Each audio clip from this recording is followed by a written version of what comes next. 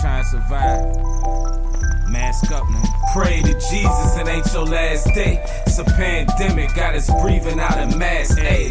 It's people dying every city, every last state. Feel like the last supper, come and get your last plate. Better hope your ass ate, pray. For the single mother trying to survive with no support. Pray. Pray for the hustler facing 30 on his way to court. Pray. Pray for the haters even if they ain't praying for you. Pray. And pray for me, homie, cause I'm doing the same I done for you. survived through summers and winters, hunting for dinners. That weed smell is aroma. You can tell I'm a stoner. Trump said it's gonna get better, man. He be wailing like Jonah. School system giving the children is failing diplomas. Guess they say fuck it, just pass them. To us say fuck it, harass them. They shoot us and it's nothing. We shoot back, we assassins. All this protesting, we stressing while racist crackers is laughing. Pull out them texts like Malcolm X. Let's get back to that action. Them rubber bullets can't fade us. You can't make us or break us. Shackle ankle to ankle, jumped out them shit like Welcome the back to Django. another Play that shit episode. up It's in the Randy Richmond. Wilson Podcast, episode 80. I got Tony Red with me today. Before we get into Tony Red, though, we're going to take care of a little bit of business. Go subscribe everywhere podcasts are. I've been saying for like 3-4 months now, can y'all give me like 13 more followers so I can get 1,000 on YouTube? I've been saying it for like these last 13 or so have been like the hardest to get. Can I please? I'm gonna get you 13. Appreciate it, bro. I got you. You know what I'm saying? Also, you can learn more about the Randy Wilson Podcast at randywilsonpodcast.com. Thank you to the supporters. Man, we got some great things coming with the podcast. I feel like I got to give y'all a little bit of an intro on that just because if you're paying attention, you should recognize something different right now. Because quite frankly, I'm in a place right now where it's a pandemic. We're going to talk about Tone Red in the pandemic. I just got off COVID. I've been stuck in the house. And I've just finally came to the decision that I'm only going to do what I want to do. That's it. I just can only do what I want to do. So like, I got to let y'all know that right now. Y'all got to understand that because it's a pandemic. It's a pandemic. I just had COVID. I got Tone Red here. We're going to talk about the pandemic, but I say that because Tone, real talk, like, and I appreciate you being on the show. I really do. Because a lot of people right now don't want to talk if we can't talk face to face. And I think we got to, and we got to have that conversation. So like, that's my attitude too. Like real talk, I can only do right now what I want to do. And as people are in that place, which I respect that place, because, I respect how people got to move. I would rather only do things face to face also. I would rather that. But let me just be real though. Like, you gotta be, come on, man. Y'all dealing with media though. Like, let's just be mindful. Like, come on, man. Every time we come face to face, regardless if you put in on it or not, it's an investment for the media people as well. It gets expensive face to face. So it's like, let me help us move your content, or we can wait till it's face to face. But I mean, it might be a long time for a lot of people to do face to face, man. We got to reevaluate right now how we're going to handle delivering content. We got to do it different. You know what I'm saying? So just mindful on that, yo. But with all that being said, I couldn't be happier to have anybody other than Tone Red on for episode 80 because Tone Red was ready to talk. Tone Red got something to talk about. Tone Red he's been doing a lot of talking. For you who may not know, okay, let me just say, if you don't know, Tone Red, Richmond, Virginia native, North Side. He's helped Team Randy Wilson Podcast with RBA Rap Elite get I've been in the lead, and the only reason I might not be in the league after this past weekend is because I had COVID. And Tone Red, that's the only reason why. Well, it's the only reason why, because I couldn't draft. But yo, Tone Red he's really arguably my MVP for RBA Rap Elite, even if he don't rap again. He don't even have to rap again this year, as far as I'm concerned. He's already MVP. And no disrespect to any of the other champions that's won, but like, look, I'm just speaking from my perspective. The way Tone Red win is different. The way Tone Red approach RVA Rap Elite is just different. He does it for the sport. He does it for the love. He does it with hunger, but he does it. He attacks and kills. He just boxes different. You know what I'm saying? And punchline rapper. My goodness, man. Yo, the the Pandemic album. I just got mine this past week, and definitely enjoyed the collaboration with him and Big Style. We're gonna talk about it. I just want to make sure you guys right now, look, go find Tone Red on Instagram. Go follow his YouTube. Get familiar. Much respect to you, Tone Red. Thank you for being on the show today. Thank you for letting me be here, man. And I'm glad you doing all right, man. Post Rona, you know what I mean? Yeah, man. Post Rona. For some people, it's a pre-Rona. Yo, we in it right now, man. It's full effect. Yo, you named the album Pandemic. How did you album? The Pandemic album? At what point in the creative process did you come into knowing that that's what you wanted to call it? Like, how did you set the stage for these 6 tracks to know that that's what you wanted to make a theme for the moment? No, really, like, it was in the midst of the pen, like right when that Jane smacked, you know what I'm saying? So when you stood, like when the shit first hit and you go into the studio, you still feeling like skeptical, like, yeah, damn, going in this dude's house, recording in his house. So, you know, off the rip, it was just all pandemic feelings when I'm going in there. So I'm listening to his beats, you know what I'm saying? I'm thinking, doing my thing and shit. And, you know, came up with it was probably like the second song. By the second song, I think Pray might have been the second song. Now, I went in there first day and recorded like 3 songs, like 2.5, 3 songs. So really, it was after the first day, you know what I mean? Then he's like, "How you what you want to call the album?" I'm like, "Man, the Pandemic, man, Pandemic album." Yo, you know what's crazy? What's crazy to me about that story, man, and the day that I learned it was a pandemic, the day that I learned, I was recording. I got this crazy podcast with Big Star that we got some audio issues with. Crazy podcast. And I was recording the podcast with him. And I remember driving home. We was all around each other and we was at Spades. And we was trying to figure out what it was, because everyone was talking about spraying Clorox and stuff. It was the beginning of it. So we was it's like we was walking around like life was a big germ. And I just, that was my mindset in the very beginning. And I bring that up because that was the day that I remember that it became like a serious thing. Like, yo, like it really might be touched down here now. Like we've been hearing about it other places, but like, yo, right now we ain't looking at each other the same. Yeah, nah, they niggas went from what up to hey, just things changed, man. Yo, before the show, I said something. I was telling you about my experience that I'm going through with COVID, and like you said to me, like, I mean, you said like this is scary.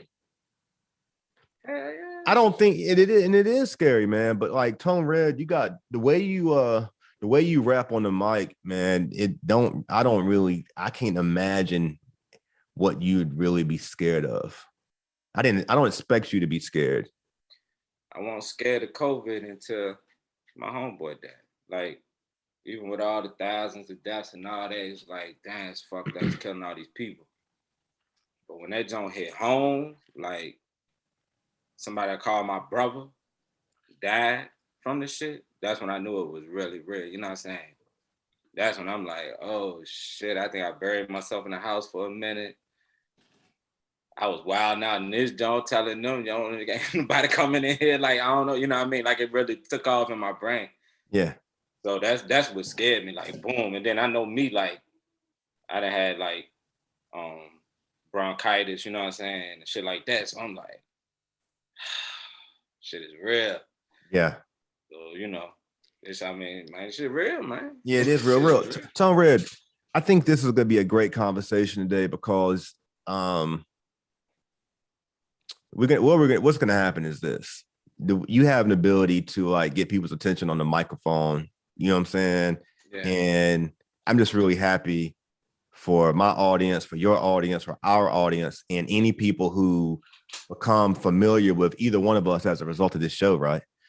I'm excited because we're going to talk about the pandemic, and people are going to hear from you from a perspective standpoint on like who Tone Red is. We talking about something real serious, you know what I'm saying? And like, yeah, facts.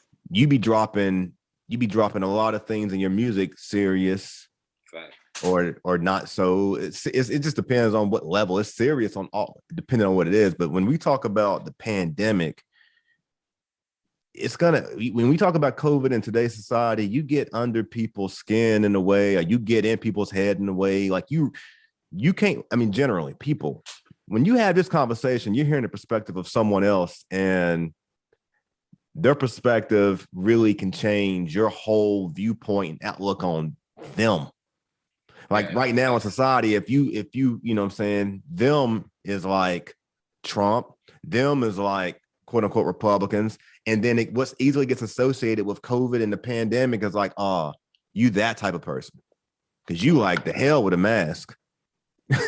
You like that. You ain't thinking. You thinking all this thing's a joke. You thinking none. You know, that's those. There are people out there that think that way. But I'm happy to hear what Tone Red say, because like truthfully, Tone, I didn't. So let me say, this is objectively my thing to you is this. This thing is serious and people are dying, real talk.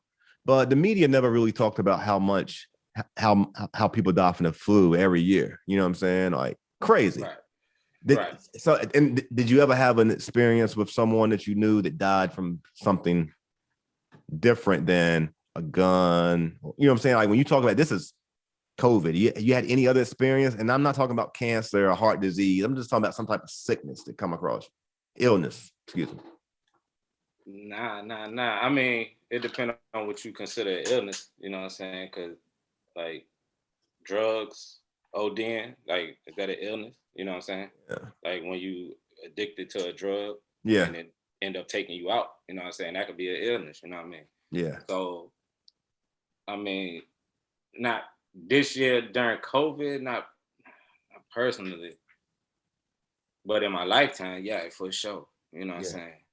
But during COVID, like I think Doja was the one. Yeah, I can't think of nobody. I hope, I apologize if I'm forgetting anybody. But I did have an uncle. I had an uncle. No. I would even was older, you know what I'm saying? Yeah. But he died from the COVID too. What I'm saying is that when we because you experienced someone who's died who you was close to from COVID, I'm asking you, does that hit differently than I answered that last time? Hell yeah, it made me scared of the Rona. You know what I'm saying? I had to start reading books and shit and getting my soul back, because I was like, nigga, I ain't leaving the house. Like, fuck that shit. Yeah, yo, man. Tell me, man, you got me. I'm just saying, I didn't expect you to use the word scared, though, man. That shit scared me. Look, in respect to you, because I feel like, and then we're gonna move off this. We're gonna move into other, but like the reason why I respect that tone is because, and I'm just speaking from little old me, I don't really hear a lot of Black people. Truthfully, I mean, I don't be hearing a lot of Black people acknowledge like they scared. Not within the demographic of hip hop culture. Let me say that. My mama's scared. I know, you know what I'm saying? I know sister so-and-so at the church scared. I know the older people scared. I know the immune complex scared them. But let's just be real. I ain't hearing a lot of people say, you know what I'm saying? And when Tone Red said, I'm hopeful that impacts some people differently, because you don't get nothing scared from Tone Red, the artist. You know what I'm saying? The rap, you don't get anything scared from him. So like, that's just real human. Tone Red, respect to you, man.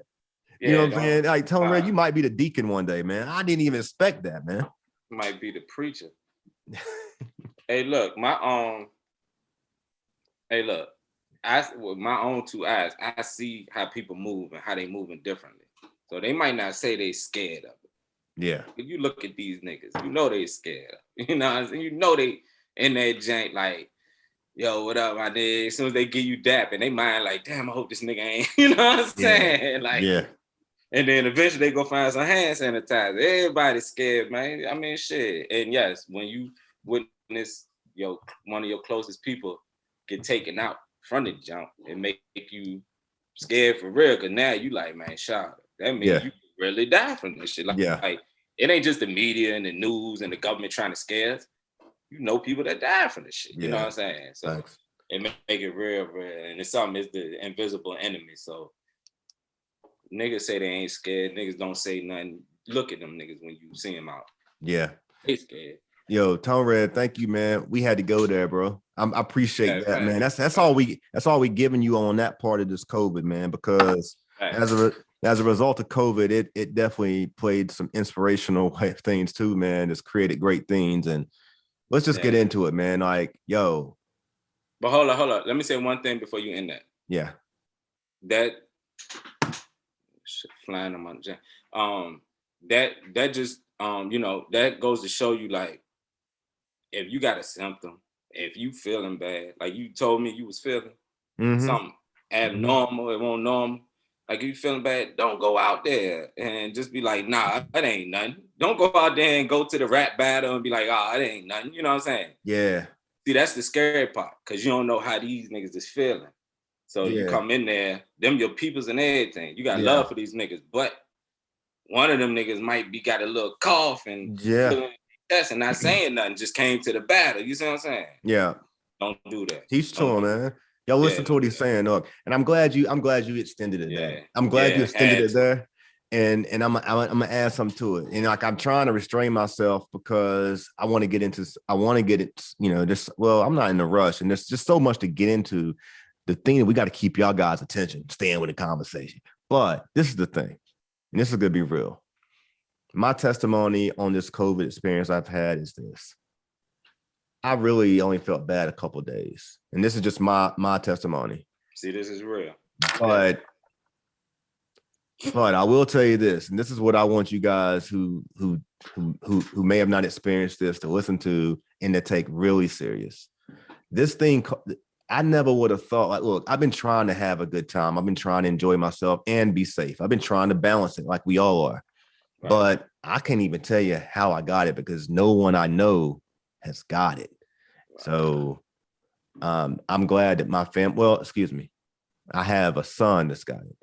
I'm glad that for the most part, though, my family as a whole and my friends that I've been around dodged that bullet. But what I will tell you, that if you've not experienced this, that you may want to be mindful of, because I didn't think about this. The consequence that this caused for my life, from the standpoint of like my son being able to start school on time, and that's not happening. The consequence of like seeing how I could have, like we dodged a bullet. Like, my wife is self-employed. You know what I'm saying? Let's be real. We can't afford her to not be able to work. And she has patients that need to be seen. You know what I'm saying? We can't afford that. So when you got to think about the consequences of how it impacts your life. I had to stay in the basement for 2 weeks. You know, that strain from, not being able to be close with my family caused a lot of problems. You know what I'm saying? Who's going to watch your kid when you're sick? The grandparents, they old. You want to put them at risk of death? You know what I'm saying? I had to go through that. You know what I'm saying? Yeah. And I had to go through the stress of everybody calling every single day, want to know how you doing and your family doing, right? And it's like, that's love and cool, but like, it's a lot to manage on the mental. And when you stuck in the basement, and you can't get out really, because you trying to, like, you locked up. You kind of locked up in a good way, but it's like, man, it's like the unnecessary. It's like, look, just make good choices. Make good choices, man. I wanted to go see Fabulous at Main Stage on Thursday.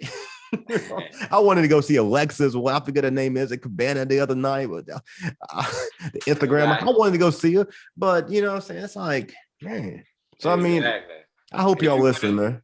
Because you could have threw a mask on and said, fuck it, I'm feeling all right. I'm going to just go because I want to see this shit. Fuck. You see what I'm saying? Yeah, man. Yeah. Man, don't do that, y'all. Y'all, please don't do that. That is. I mean, in real talk, yo. And for real, for all those out there, listen, man, I got friends being like, yo, I already got COVID, so I got the antibodies. I don't need to get the vaccine. We could talk to y'all too. I mean, COVID, ain't no politics. Are you vaccinated? Are you vaccinated? No comment. Let's move on to the next. You said everything on the table, bro. You said everything on the table. All right. Yeah, I did say that. You're right. Everything on the table. Am I vaccinated? Nah. Why am I not vaccinated? because, well, you didn't ask me that, so I ain't even gonna go into that. I'm not vaccinated. All I was saying is, like, you know, hey, some people got health reasons, you know what I'm saying, or whatever. Everybody got their own reason. I ain't dodging it.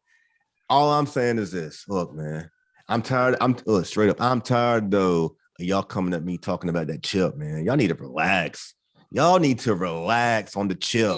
Come on, man. Ain't no one really listen, this is not a conversation we need to have. Your credit card chips, your Easy Pass chipped. Can we fall back on the chip? You said they don't need to put a chip in you. You already got the chip. Niggas be talking about we chipped, man. You already got the chip. Yo, man. Hey, real talk though, Tone, man. We getting exposed. Man, by the time this conversation over, you may want to consider getting that vax, yo.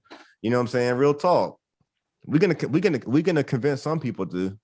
I could send you a post right now that make you change that decision. Why you say okay? Really? Well, just tell me why is that? No, you gotta listen to I'm not a PhD. You know what I'm saying? You gotta listen to the doctor. Oh man, I send it to you. You know I got you. Now I'm scared of them, yo. Don't even want to hear it. Don't even send it. Nah, you gotta see it. I'm scared of that. You vaccinated? Oh, you are. Hold up, you vaccinated and you got the jump? Yeah, it can happen though. I know that, but I didn't know that's what this situation. Yeah, I think that I'll tell you why I think that happened though. I think when first off, I work in healthcare, so I was early in on the situation. Like, right. I reported 67 like deaths or cases of COVID like in a real quick period of time. So I seen it early, but I think for real, a doctor would say that I was on steroids for like a month at the same time I got my first vaccine, and I was on antibiotics. Now, antibiotics probably not that big of a deal, but that probably made it definitely contributed to my vaccine not being fully strong.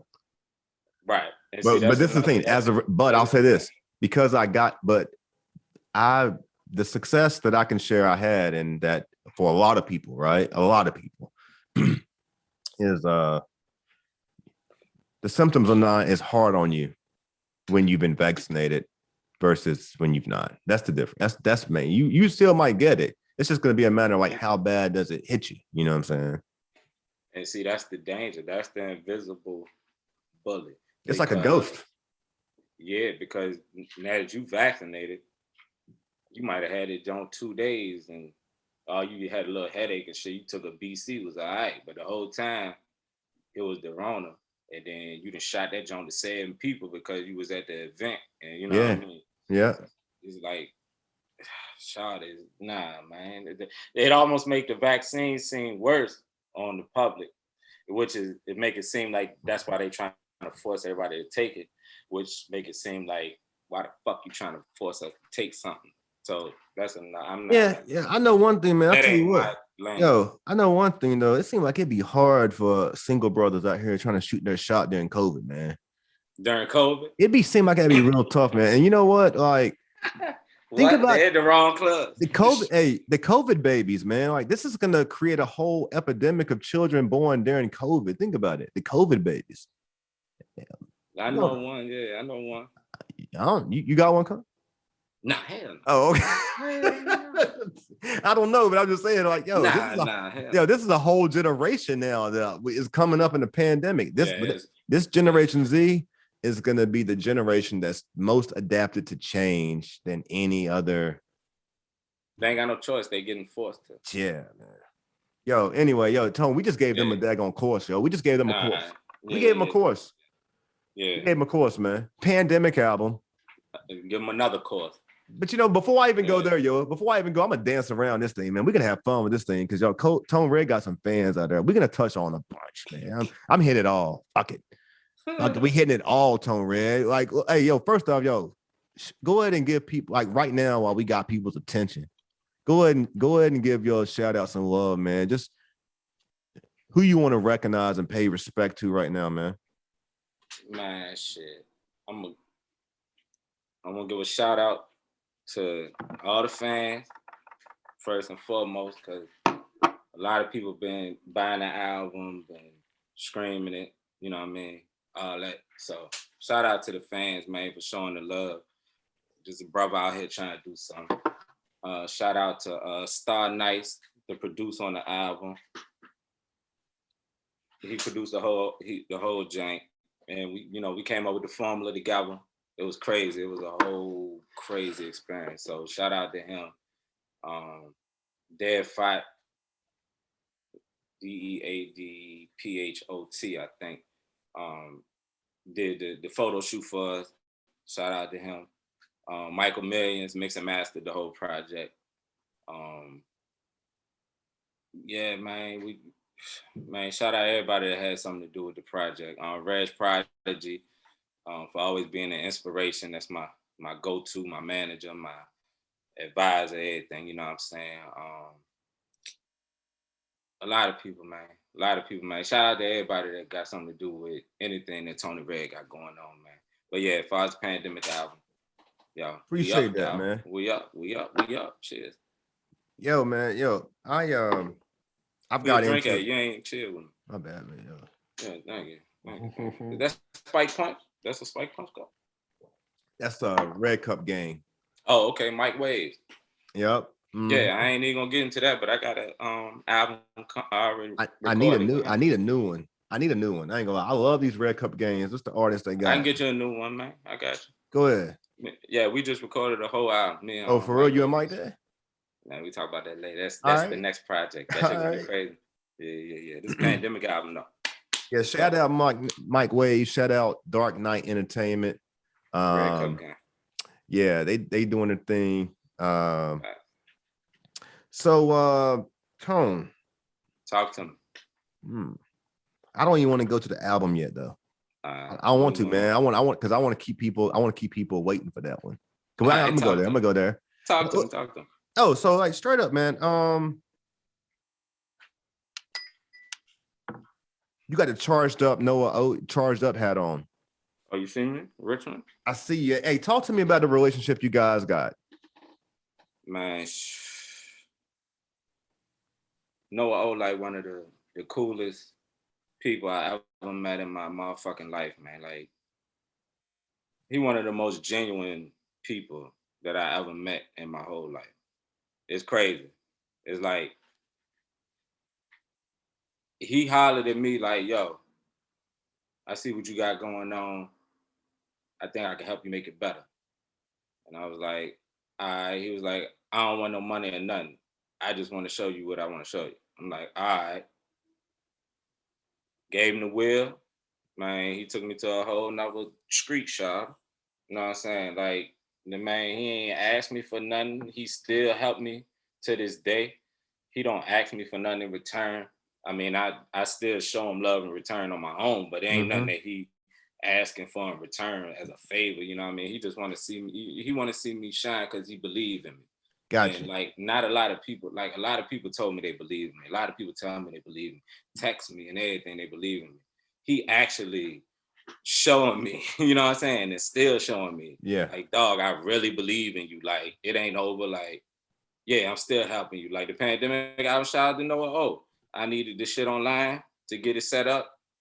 Noah O came over here and set it all up for me. Gotcha. For us. You know what I'm saying? Like, that, and that, you know, that's just how that relationship built. So yeah, man, shout out to Charged Up. Hey, look, and you got to give him his flowers. Hey, look.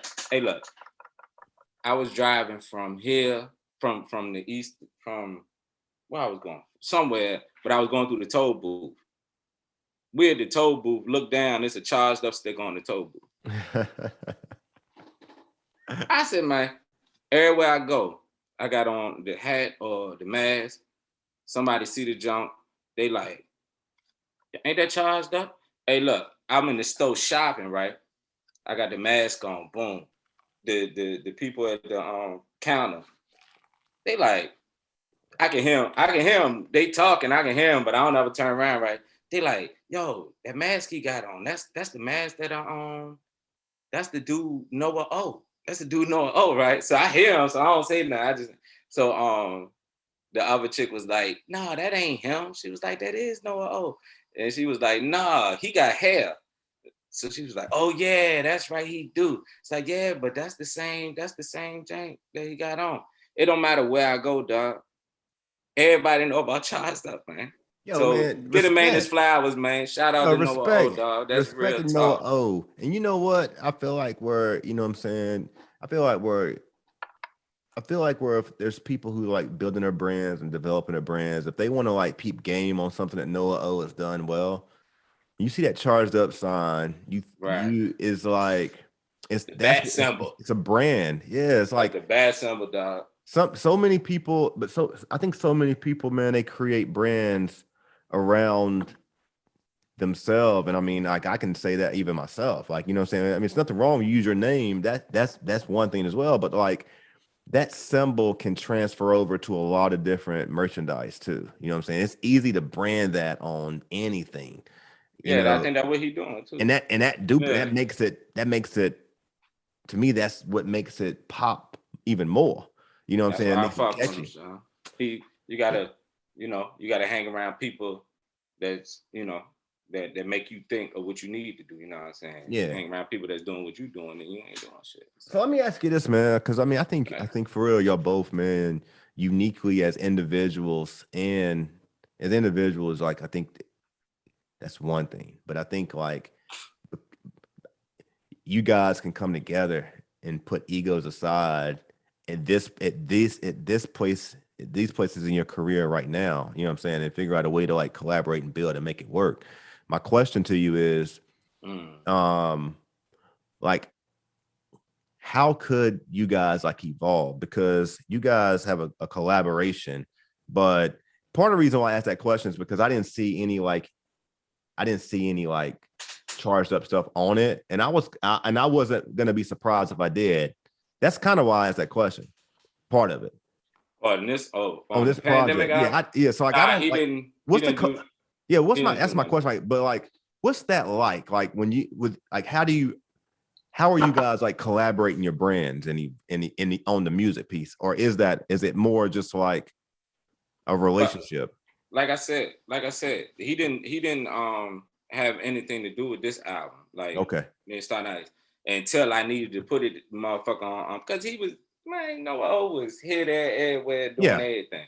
Yeah. But when I needed to put it online to get ready for the selling, and we ain't know what we was doing, I called him and he said, man, I'll be over there tomorrow. Came over my house, it was up. Got you.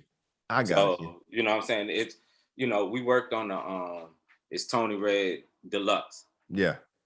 Gave him the wheel, he drove that joint all the way to the finish line. You know what I'm saying? Yeah. I mean, along with other people, but his vision, he visioned it for me, and then we made it happen. It was a success. Yeah. You know what I'm saying? After that, prior to that, we did a couple songs together. You know what I'm saying? And that's how I really met him. Because matter of fact, it was at the Ross Skrilla video shoot for the Gauntlet 2. It was Ross Skrilla's song, and he had me and Noah O on the song. And I recorded my verse and sent it to him. And then he did the video. When we went to the video, Noah O came to the video. And that's when I really first really met Noah O enough to remember. Because, my cousin told me that we knew him from back in the day, but I don't remember him and he don't remember me. You know what I'm saying? But that's when I really first met him, met there. And then he hit me up. And we did after that, I think that's when he hit me up. And then we ended up doing a song together on one of his albums, one of the Dead Stock Jones. Gotcha. That shit was crazy too. Yeah, I know. Me, him, and OZ. Yeah, I know exactly what y'all talking about. That shit was crazy. Just want y'all to know, man, Randy Wilson podcast where y'all get these details on the intel of the relationships. I didn't know this. I didn't know this. Y'all didn't know this. I want to know. Look, I pick up the project. I'll be seeing Tone Red and Noah O, and I want to know, like, what's going on? He fam, man. He's been he's the Filipino Red. Yo, I'm gonna say this about Noah O, and then we're gonna move on, right? I'm gonna say this. Facts. First off, that's the guy, man. I rock with Noah O heavy. Yeah. But I'm gonna say this to like, I don't know. I think black people should hear this. I think white people should hear this. I think all people should hear this, right? Noah said this to me one day, and like, I just thought it was so fucked up, right? I just like, damn, I'm gonna tell you, I was like, dang. Yo, like people sometimes like I don't know what it was. Like Noah's half white, half Filipino, if I'm correct, right? I think that's it. People can be calling Noah O out of his name, like, and identifying him like a Bruno Mars, like he Hispanic or something. Like, or you know what I'm saying? He's not Hispanic. You know what I'm saying? They can be looking at him like he you know what I'm saying, Mario or something. Like that's not him. You know what I'm saying? Like Noah is half Filipino. Like he Mario. I'm saying he's not Luigi. He's not Luigi, yo. Like Noah was half Filipino and half white. I mean, you know what I'm saying? He really You sure about that? I'm pretty sure he's Filipino. And half white though? I think so. I'm pretty sure. Yeah, but what I know know more than me. I don't know. But what I do know is this: he's not Hispanic or Mexican. Who call him Spanish? I'm not saying people. I'm not saying. I'm saying that the perception from a fan standpoint on an artist with his music and things like that can be misguided. That can be misstereotyped. And I don't think people recognize. Look, people see black and white, but people can look at Noah and be like, I don't know what he is. He's like ambiguous. You know what I'm saying? You don't know what he is. You might think he's black and white.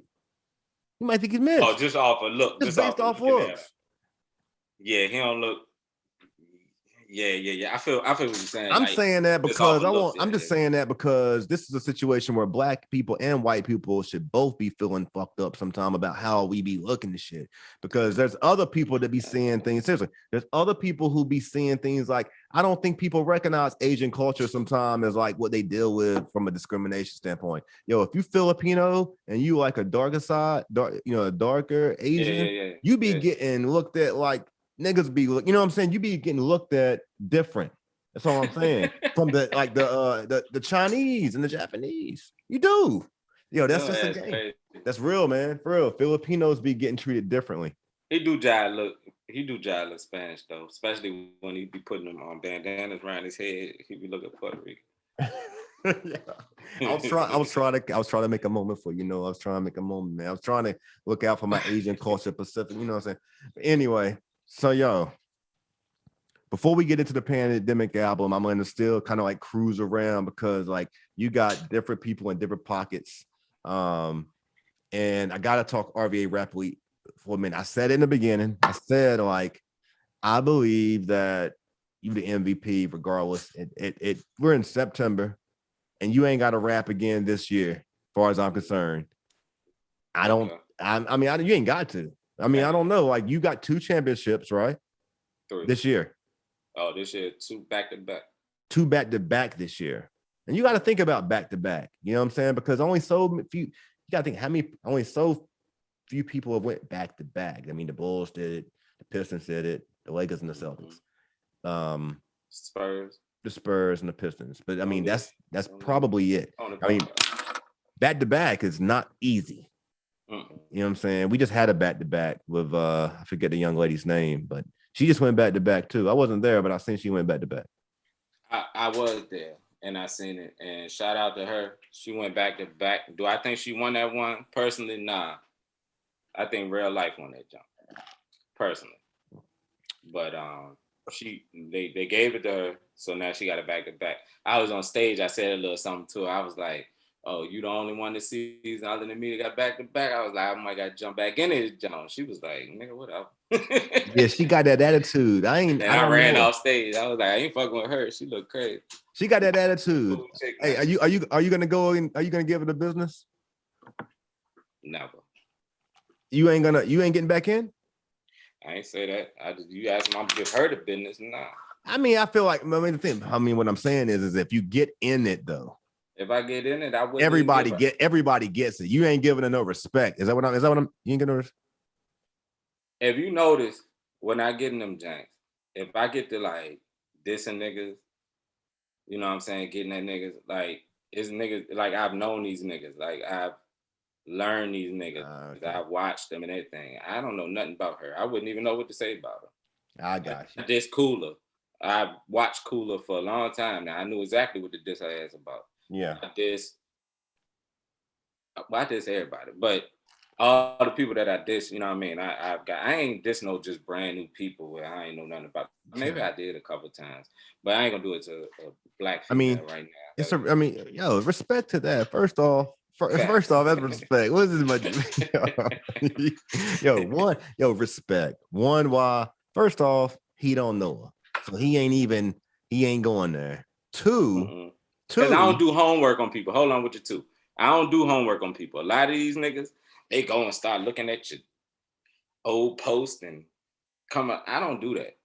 Like, I don't go back and look at a nigga history. I don't try to learn who a person is and none of that. So for me to do that, for her, it would be like, damn, she must be like 1 in a million to make me do something that I don't never do. You know what I'm saying? I don't give a fuck about nigga past.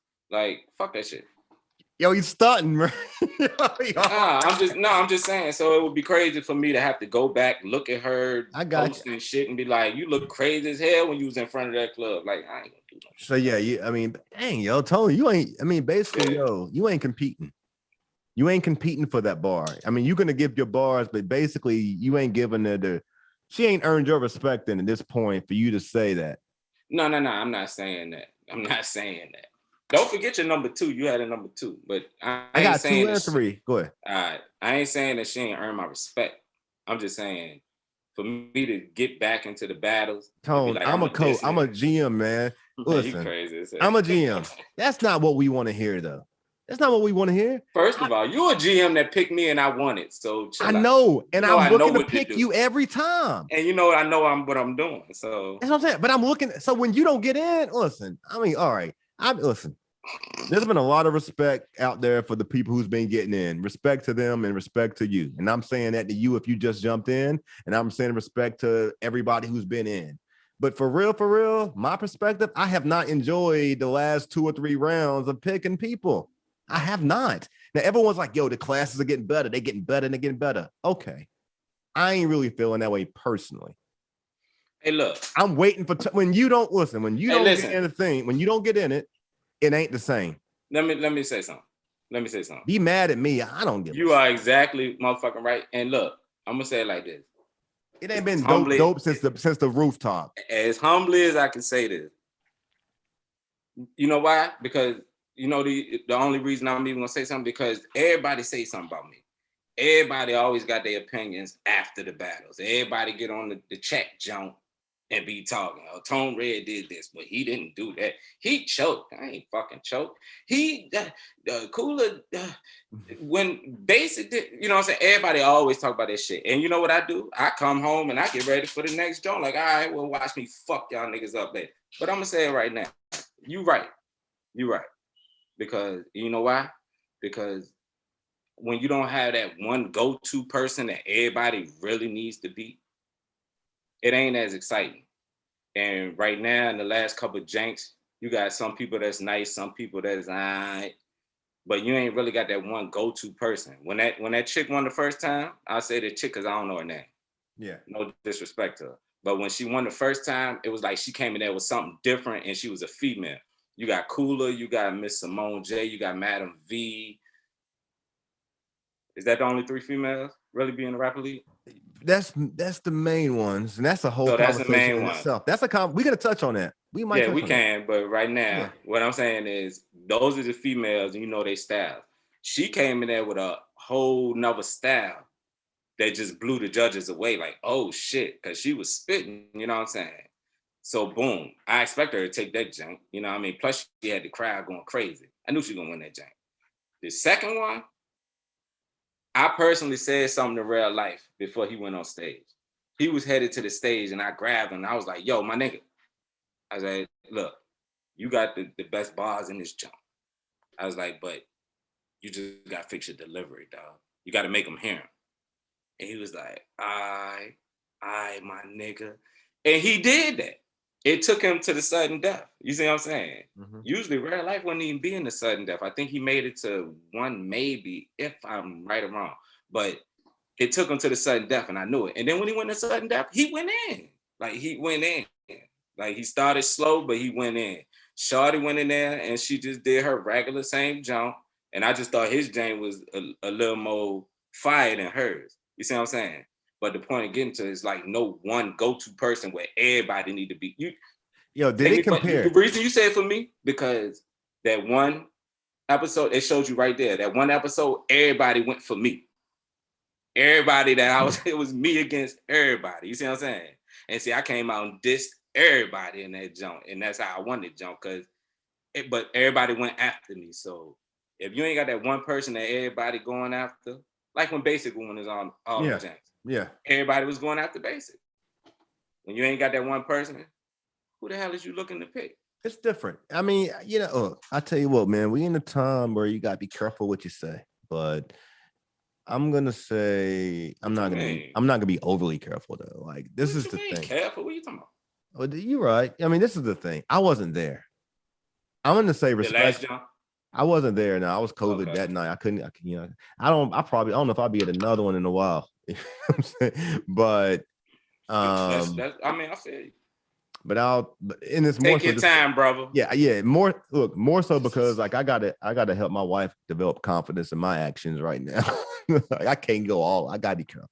But but this is the thing, man. I'm gonna tell you what I think, and I'm gonna tell you what I think people think, and I'm gonna tell you what is a part of this situation here.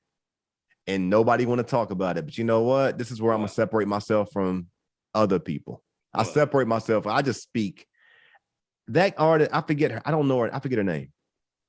I've heard her. I see she won. I give her respect. Truthfully, and this ain't no disrespect. I just don't remember her name because I've never seen her perform live. I've only heard her on the gram. The girl that won the past 2 times. We need to give her. We need to give her the respect she deserves, and I'll get it. I'm gonna do that. But this is what I think is going on, man. This ain't what's going on. This is just something that what Rap Elite has to accept. And I'm a first off, as I say this, obviously I'm a big Rap Elite supporter. So like this ain't not Rap Elite. But this is something I think Rap Elite. This is you speaking your truth, man. Yeah. But I'm giving it. But your truth. But you got to explain to people. People got to understand though. People got to understand because we in a small market where people sensitive and they don't know how to understand. This is how you move it. You move it by talking about it. You move it by challenging it and being objective and engaging and rapping. So what I'm going to say is this. What's consistent in this situation is that when you lost to Kula in sudden death. When I what? Well, all right. Maybe lost ain't the word, but allegedly. She won the battle in the sudden death, right? Yeah, when Kula won. Okay. In the sudden death. Uh-huh. There's a lot of people that felt like she won because she was more aggressive or like more. It was emotion driven. It was an emotion driven session, right? You want to talk about this too? Okay. No. Hear me with this. Let's talk about point. I don't want even. It ain't worth talking about. I don't think she really. I don't think she really won, but she. I don't think she really won, but she won. I mean, you know what I'm saying? Like, I got you. But so what's consistent is this. Listen, real life, arguably, could have been in sudden death with you on the roof. That episode. Yes. All right. Thank you. So real life has evolved. He's pushed his pen. He's got there. I watched the interview with him in radio. And the confidence is there, and the bars is there. He got the sudden death. I'm sure he earned it. This is what let me tell you what. This is what Rap Elite got to deal with the consequences of. Well, it's just a reality. They ain't got to deal with it. It's just is what it is. Like the public eye, the listener, the viewpoint is gonna always question the winner. So, marketability wise. We have a female MC that just won back-to-back times. Kula won. And it's broadening the audience. It's stretching the ear. And so now you got political opinion. It's getting a little political too. We gotta be careful. Whoa. Hold on. Yep. Getting a little political. I mean, I think it's been political, bro. Let's keep it a buck. It's been political. Come on now. I mean, I don't want to take away from a winner. I want to make sure I give respect to the artist too. No. I don't want to take away from a winner, but you got to vote. You got to vote, and then you got the people's person. That's an emotion coming through you. What's that? That these emotions. What emotions? Take away from the winner and all that. You speaking your mind and you keeping it real. And I'm being real. I'm being real to that though. I really don't want to take away from it. I don't want to take away from it. You're not taking away from it. So you know why you ain't? Because you say you don't want to. So you know you ain't taking away from them. So I said I don't what? You're real. You say you don't want to take away from them. Of course not. Yeah. Right. So let's speak it real. It's been political. Well, go ahead and speak your thing on that. You know what though? You know what? Because I don't even think that you was around from the beginning when I first started fucking with Rap Elite. When I first came, I can tell you when I first came to Rap Elite when it was at Champion Brewery. My first Rap Elite session was at Champion Brewery. You weren't around when I first started. When I first started fucking with Rap Elite, they was at the old Twisters. You from Richmond, right? No, not from Richmond. But I remember when it was like Lyricist's Lounge. It wasn't that when the beginning. That's the beginning when Trademark won, right? I want that. Okay. Like all them vintage wins and all I saw about 2 or 3 vintage wins. I saw 2 or 3 of those. My first jank there, Vintage won. Vintage did win that one. I think that was his 5th or 6th win. Because after that, I don't think he won another one. I don't think he won another one since the first time I went. But even in that one, nigga, I went in and they ain't know me at all. Like, I just came out of nowhere. My homeboy just told me about the jump and was like, man, you need to come up here. So I went and got on stage. Man, I killed the shit. Went to Sudden Death. It was me, Bravo, Vintage, and somebody else. And we all went to Sudden Death. We rapped. And they sent Bravo, Vintage, I think it was Bravo and Vintage through, and then Vintage won. But when I left off the stage, everybody in the crowd was like, man, I thought you and Bravo was going to Sudden Death. It was like, man, you dope, dude. Who the fuck are you? Can I follow you and shit? You know what I'm saying? But they was like, man, I thought you and Bravo was going to go. And I was saying to myself, like, I thought the same thing. And I seen it then I came back for another joint. And then that's when they went to Champion. But yo, Tone Red, anyone that knows you, man. And I got my winning champion. You never, ever, ever expect to lose. Ever. Come on, man. Have you ever rapped and thought, okay, I deserve to lose that one? Have you ever felt that way? Only if I go out there and I don't get my best. Like, if I don't get my best, then yeah, I'm like, shit, anybody could take you out. But if I'm on my A game and give my best, nah. And 99% of the time I'm on my A game. You might catch me slipping 1 or 2. Matter of fact, the one that I did win, I think I was rapping and I fucked up. But the shit was so hard, I went to the Sudden Death. And then when I went Sudden Death, I murdered everybody. And then they let the crowd choose. They ain't even choose them. It was like 3 Sudden Deaths that jump. The one I won. Yeah, tell me, I'm gonna say this is what I think, man. Real talk. I mean, I've watched a lot, man. I've watched them all. I've watched a bunch of them. You're by far one of my favorite artists that come through the whole situation. No doubt about it. For many reasons. What you do on the stage, but what no one does better than Tone Red. Particularly when the dark room is where I really seen it just go to a whole nother level. Like, you just know how to win the crowd. Yeah. Like, you know how to like take the crowd. Like, you got the showmanship. You know what I'm saying? So like, you may not see it this way, all right? But let me just say something about you. You've been able, the difference between the beginning of Rap Elite in my eyes with you and is like the journey. You evolved through the journey. You can, regardless of what you think from your other people, like, you've got better and better.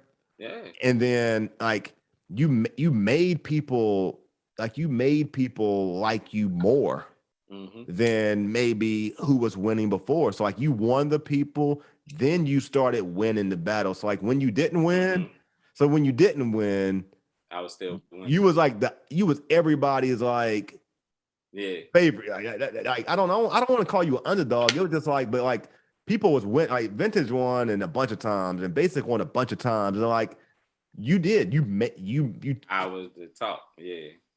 You know what I'm saying? Yeah. So still to this day. Yeah, but some of them that you didn't win, you didn't win them. Yeah. You know but what happened was you might have not won the bat. Like, what did they say? Like, you don't win the fight, but you win the war or something. Like, you didn't win maybe the session, but what ended up happening is this: you ended up going and battling Basic, and truthfully beating the shit out of Basic in that battle. You really did. Like, the battle, and what happened was like, you changed people's views. So people started seeing you like, okay, I see how Basic, like, I see how Basic can easily win ciphers all the time. I can see that, truthfully, because he steps up to the top of the stage, he demands the presence of the audience, and he knows how to. A cipher is like, he's just really good at it. But the battle, though, is different. And you know what I'm saying? Like, that was my first battle. Yeah, but man, you a punchline artist. Not my first battle, but my first, like, man, camera. Hey, but the best one you could ever have to be at the first one, because you guys had a story that we were like, it was you had your story, but the listeners had their story, because everyone was like, yo, it made it a tone red basic thing, they made it an 804 757 thing. It started to be an issue, like, yo, they just need to battle. And they all battled, and but then you showed a different element. Like, you have an element in the battle that I just think that is your strength, period. And it transfers to your music. What he does in the battle, in my opinion, is still going to places, because he lost to Preem recently. I don't know if you was there. I was there. Was at the Southpaw. I was there. Hell yeah. That was. Do I see he choked? He choked. You think he choked? I think he just lost. No, he choked a couple times. He choked. But he lost. I mean, this is the thing. He choked. Yeah, he choked. But like, people don't think about the choke. They think about the death. He just lost. Who cares about the choke? This is battle rap. Man. He could have. Nah, bro. He could have choked. The choke. Hey, look. Let me tell you something. Preem won the crowd so hard, though, man. In battle rap, if you get in the battle and you choke, it takes away your point. If you get in the battle and you go all the way through it and it didn't catch the crowd and all that, it still counts as a round. But when you choke and like you can't finish, then it counts as he could have not choked and he still would have lost. Well, damn, Randy. It ain't about the choke. I don't feel like he lost because of the choke. I feel like he lost because he lost. Like, look, how many times? Hold on. Who is he battling? Preem, I think is a big. The big dude with the towel. Yeah. Oh yeah. He was eating. I ain't never even heard that dude. See, I was like, he all right. I fuck with him. Yo, his next battle. I think him. I don't know if him. He going with against J-Mo? Bakari Kennedy. Ooh, that's gonna be yeah. But yo, hey, whoa. It's gonna be what? It's gonna be interesting. Hey, look, let me keep it real. His the first round, Bakari Kennedy. Yeah. I thought he was gonna get a mollywop. I did. Yeah. I even talked to the dude that he was battling outside, and he was like, "Yeah, I'm battling Bakari Kennedy." I said, "Damn." I said, "You finna kill him." Man, he went in there and Bakari Kennedy came out the woodworks with some, I don't know what it was, but it worked. And he caught my eye. I was like, oh shit, I ain't know young boy had it in him. So I ain't gonna just knock him off the table because I tried to do that last round and it ain't worked. But against that dude, he gonna have something better than what he had. Dude. But, dude is like a act in himself. Yeah, like, exactly. Man, I wish I could go to the knuckle. I'm gonna tell you, he's like an act all in itself. Like, I mean, I know there's people who's really tuned into the battle crowd. They know who Preem is. They know, and like they was not surprised. They wasn't surprised. I was surprised because I never heard of him. If I would heard him, I would have knew. Like, I still feel like, man, it's just like, man, it just was like checking. It was like chess and checkers, and like he just executed much better his game and style. But Basic could have not choked, and he would have still lost, man. It was just yeah. He was. He was.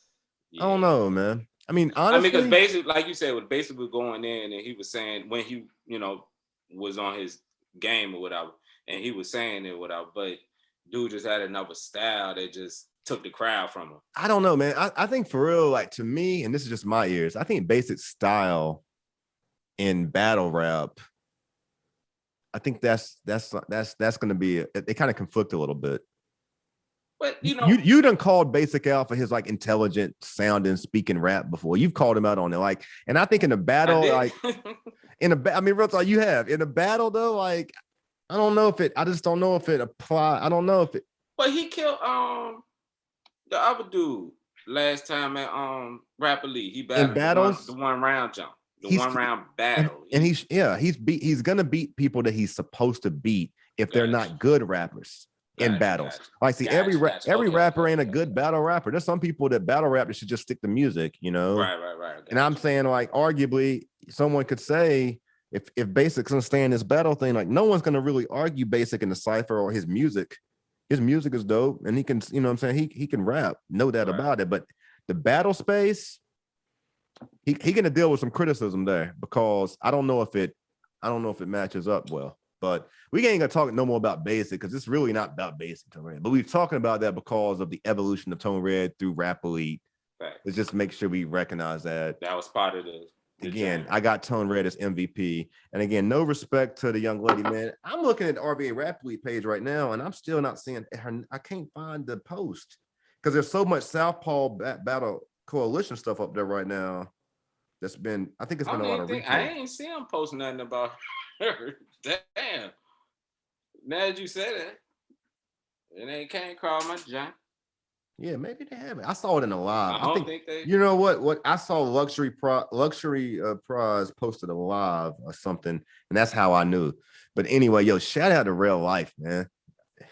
And hey, yo, people can say what it is. He won that, John. In my book. Yo, you look, as we transition, you said there was politics. It's hard. It's going to be easy though for artists to say that, because you're never going to believe that you lose anyway. Nah, it ain't even coming from that standpoint, like that point of view. Like, it ain't coming from the fact if they said Basic won multiple times against me. You know what I'm saying? It ain't that. It's just the politics. You could see them. And, you know, I wouldn't say it if multiple people done said it to me before I even, you know what I'm saying? So say it though. People see it.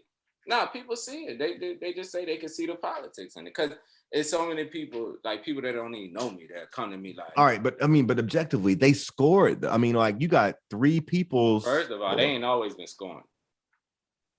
Through all them basic jumps,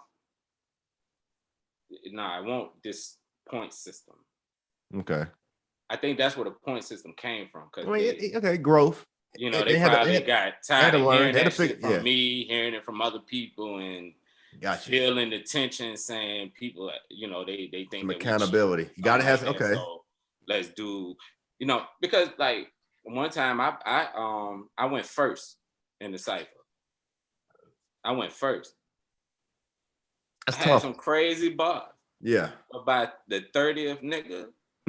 Man, they didn't even remember what the fuck I said. I didn't even make it to the sudden. That's the one Jonah I didn't make it to sudden death on. Yeah. And I was like, I told Radio after that, he'll tell you. I told him, I was like, yo, my nigga, don't ever put me first again. Yo, I mean, hey, we had to talk. He was like, I got you, bro. We gotta talk about it. We gotta talk about it, man. We talking to Tone Red. We gotta talk about it, because I mean, for real, first and foremost, shout out to RVA Rap Elite. The platform is phenomenal. And we just talking to one of the dopest MCs who's came through it, who's gonna, you know, argue, you know, who's gonna 3-time champ. Yeah, you know what I'm saying? MVP 2021. You know what I'm saying? Like, already. Are you gonna be back in the cypher? When? Let's see. Right now, you know, I got other things going on, so I can't really dedicate myself to anything right now, because I just finished a new album. I'm finna start working on another album. I got 3 singles I gotta record in like the next week. Like by the end of next week, I got 3 singles I record with 3 different people. I got a lot of shit going on. I got a show coming up Sunday. Then I'm finna kill that shit on. I got another show coming up in Atlanta next month. Hopefully in October. I just got a lot of shit going on, so I can't really say yeah. But I mean, it would be nice to, but I just got a team now. My team telling me, you know, what's the smart moves with it. Yeah, man. We got to talk about it. Tone Red. And there's a lot of folks who like became fans of Tone Red through Rap Elite, so they definitely want to see him back on the stage. Pandemic album.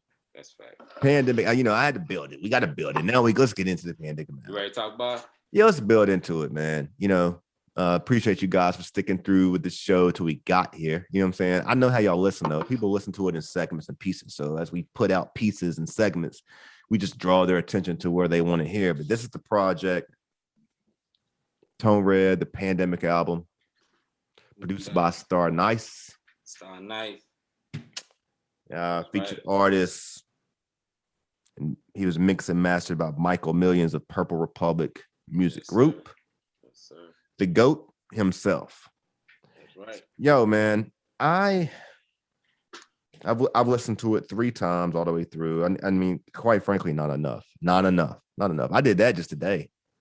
I just did that today. I mean, that's real talk. I didn't easy listen to music. Easy listen. You know what I'm saying? Easy listen, man. Yeah. I want to talk about this. The project with you and Big Star is special, man. It really is, because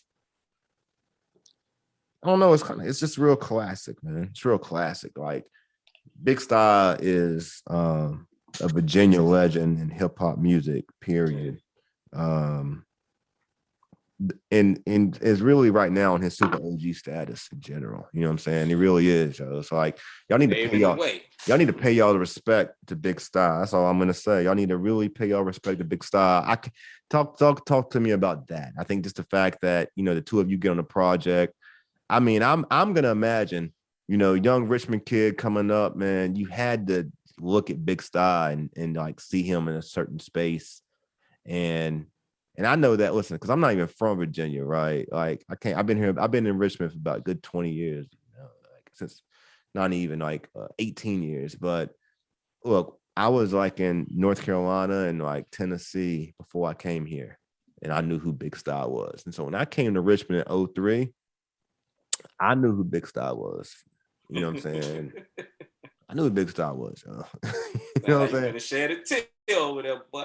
Nah. It's just the you know, it's the voice, it's the COVID voice. Now, ain't no Terry said no. You know what I'm saying? No. I'm just saying, the voice got deep on him, yo. That's that Shure mic, bro.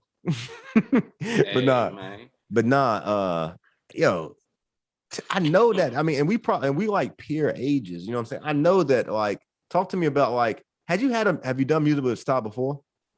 Hell nah, I ain't even know Big Star. I ain't really know nothing about Big Star. I remember, cause you gotta think, like, me and Big Star, we like,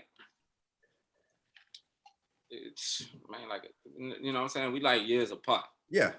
So like when he was popping, I was like, I heard about Big Star. I was in the I heard his songs or whatever, but like I ain't really know nothing about Big Star when I was younger. Like, my cousin knew all about Big Star, but you know, I was hey, look, you gotta think, around them times, I was a little young nigga in the streets, man. I won't listen to everybody's music and shit, you know what I'm saying? So, like, I heard of Big Star. I did a couple records with some other people that, you know, that knew him and talked about him and stuff, but I ain't really know his records, you know what I'm saying? Yeah. And then I think he had went away, and then like when he came back, like I met him at my homeboy Dede house, Joe Dozier twin brother, rest in peace. Twin brother, John Day. And he called me and was like, yo, I need you to come over here, yo, I need you to meet somebody. And I was like, all right. So I came over there. But you know, this is like maybe like 3 years ago, 4 years ago. I came over there and Big Star was over there. He was like, this Big Star. And I was like, oh shit, I remember hearing about you from back in the day or whatever. So we playing some beats, we was rapping and shit, but he had already played on my shit. And Big Star was like, yo, man, you a motherfucking beast, man. He was like, you a beast. And I was like, oh, you heard my music? He was like, man, you a beast, man. So I was like, oh, all right, word. So we just in there fucking with some beats or whatever. But that's like really how the relationship built. So after that, like, we follow each other, and then, you know, I'll dropping music, he was dropping music, and then like when it really fucked my head up was at the Rap Elite when they did the 5-on-5 battle. Yeah. And he was on what's it called team? He was on PD team. Yep. Yeah, it was him, PD, Illa Styles, Fan Rand, Cole Hicks. and Nah, Cole Hicks was on Radio B Team. It was Radio versus Petey. Yeah, that's right. Remember? Yep. It was one more person over there. I can't remember. Easy Leo? Nah, he wouldn't have been on 18. I don't know. It was one more person, but I came to that jump and I had performed in the jump. And matter of fact, he was in the crowd when I came in. He was like, yo, the only reason he had bought like 3-4. I remember that, yeah. He was like, the only reason I came here, you know what I'm saying, to see you rap and shit. And I was like, for real? He was like, yeah. So I went up there, I killed the John or whatever. And then he got in the Wizard Card jam. And I seen him, how he killed Radio B and all them niggas. And I was like, oh, shit. I was like, yo, that's some shit I would do. You know what I'm saying? So after that, I hit him up. I was like, man, you murdered that John. Then from there, he was just like, man, look, you remind me of a younger me, man. He was like, you remind me of me when I was your age. And I was like, for real. And then after that, we just started collabing. We did a couple songs together. Them shits is fire. I can't wait till Illa Styles got one on his album. Big Style got one on. So you got you, Illa, and Style on the album project? Man, shout it. We got a song with me, Style. Hold up, with Style, me, G's Finest, Joe Doja, Illa. I think it's us 5. Yeah. All us on the same. Yo, that shit is. Yo, where's that coming? Who? I don't know. You gotta talk to Illa Styles. I don't know. He said he finna drop his album. I seen him put a post. I said his album dropping. I hope it's on there because oh man, that shit is. It's called the Tuckers. That bitch is crazy. Yeah, it's crazy. But yeah, I did a couple and then I did a jump with me, Style, and Illa. And that's on Big Style album whenever he dropped it. You know what I'm saying? We got some clips on this one. Yo, that clips. Shit is crazy. We got some clips. It was one of those folks I'm supposed to be talking with soon because he do got the project coming out. But you got to talk to Illa. Illa only want to talk face to face also. So I don't know how it's gonna happen. I don't know if that's gonna happen either. I don't know. That's the thing I'll be missing. We didn't even go into that, but you said we was gonna go into that. We can. Yeah, we can. We will. We do that. We ain't gotta do it right now. We talking about the pandemic album. That's how. That's no shot at Illa. Like real talk. This is the thing. Man, Illa don't care about that shit. Nah, I got it. Talk about it. Explain to people though. That's a real thing though. Like, listen, when you can sit down with somebody face to face though, like it's just always better. That's that. I mean, that's not even on my end of it. You know what I'm saying? I'm taking the challenge of trying to make this engaging though and fun. Like, look, when you talk to me, regardless, it's gonna be what it's gonna be. Hey, you know what I'm saying? It's just gonna be. You know what I'm saying? So it's all about who you is, and I don't understand that for you to say that about Illa because man, Illa is his own character, man. He funny as a motherfucker and everything. I don't see him really caring whether it's what it is though is that I mean it ain't. I can tell you what it is, and I'm not gonna speak for him versus anybody. There's just certain, it's like I think the pandemic. Look, there was a time where doing virtual interviews was a lot. Before COVID, I was podcasting. I had a green screen, and I was trying to figure out how to do this. I was trying to figure out how like I could have a conversation with somebody, but have a screen behind me. I was trying to figure it out. Couldn't figure. I didn't seriously like. COVID taught us how to do this, man. And like some people on purpose. Yeah, they want you to get used to this shit, man. That's what I'm saying. Yeah, I'm not disagreeing. You're right. So, but like it was an example, and there's a lot of people like this though. Like they don't want to convert to that. All right, they just want to make sure their stuff is done in person because that's what we from. That's what we from. Hey, look, it's a choice. You know. I'm trying to do it all. Shot or not getting a shot. It's just like. Yeah, I mean, I want to do it all. But I got to do. You ain't got no choice. Convenient, yeah. This is what it comes down to. You ain't gonna have no choice. So I mean, pretty soon it's just gonna be like. Yo, this is the new day. Only option, yeah. So new day. But now don't get me wrong, yo. What if the Randy Wilson podcast was like DJ Envy Charlemagne? Like some people would be like, whatever. You know what I'm saying? All right, I'll take the virtual conversation. Whatever. You know what I'm saying? Some people some people that way, man. Yeah, I mean, I look at it as this. It's content. I just something about content. Let me tell you what. This conversation with Tone Red, I'm gonna find the clips that people want to listen to, and I'm gonna post those clips. And you could be like, I'm glad we didn't wait for the conversation. You checking out the album now. You're getting the perspective, and we talking about pandemic and all kind of shit. We talking about RVA Rap Elite. We talking about Tone Red, Charged Up No. We talking about it all, and this is just what it's gonna be. You know what I'm saying? But when we come face to face, that's a whole nother situation. You know what I'm saying? Like, hey, look, this is our second interview. We still ain't never been face to face. Yeah, Cause you can still do this. I'm gonna repost some of that old. My damn dog. Mike, go sit down. Go lay down. Cut that part out. She's scratching on the damn dog. You let him Hey, Aaron, get her. Go lay down, Maya. Go lay down. She trying to get So, it. let me tell you what. Nowhere I ain't at. It's cool. I got one too. I got Rousey upstairs. Ronda Rousey. Hey, this is the thing though, man. The pandemic. I want people to know though. I want people to know, man. Shout out to Big Style. I know. And I know from personal experience the reason why I know, and I'm not from Richmond, because I listen to music.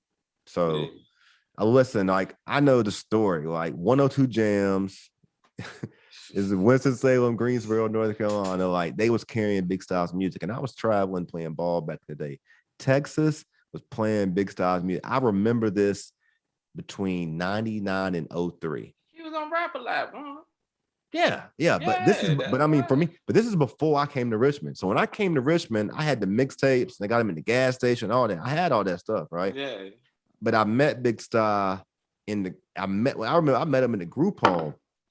We was doing some work, you know what I'm saying? And so like this was a long time ago. This was at least 10 years ago. So to me, it was just an interesting situation when I was like, yo, Richmond is a place that got artists, rappers who can easily, like, you know, like a Junior Mac, for example, like you can get a hit, you can do something, and like then all of a sudden, like time can pass, but like you can have a hit here, and you can slip up on somebody and be like, yo, you got one. Anyway, you gotta have your ear to the streets though to even hear the jump. That's why I rock with Tone Red though, man, because I ain't gonna lie, Tone.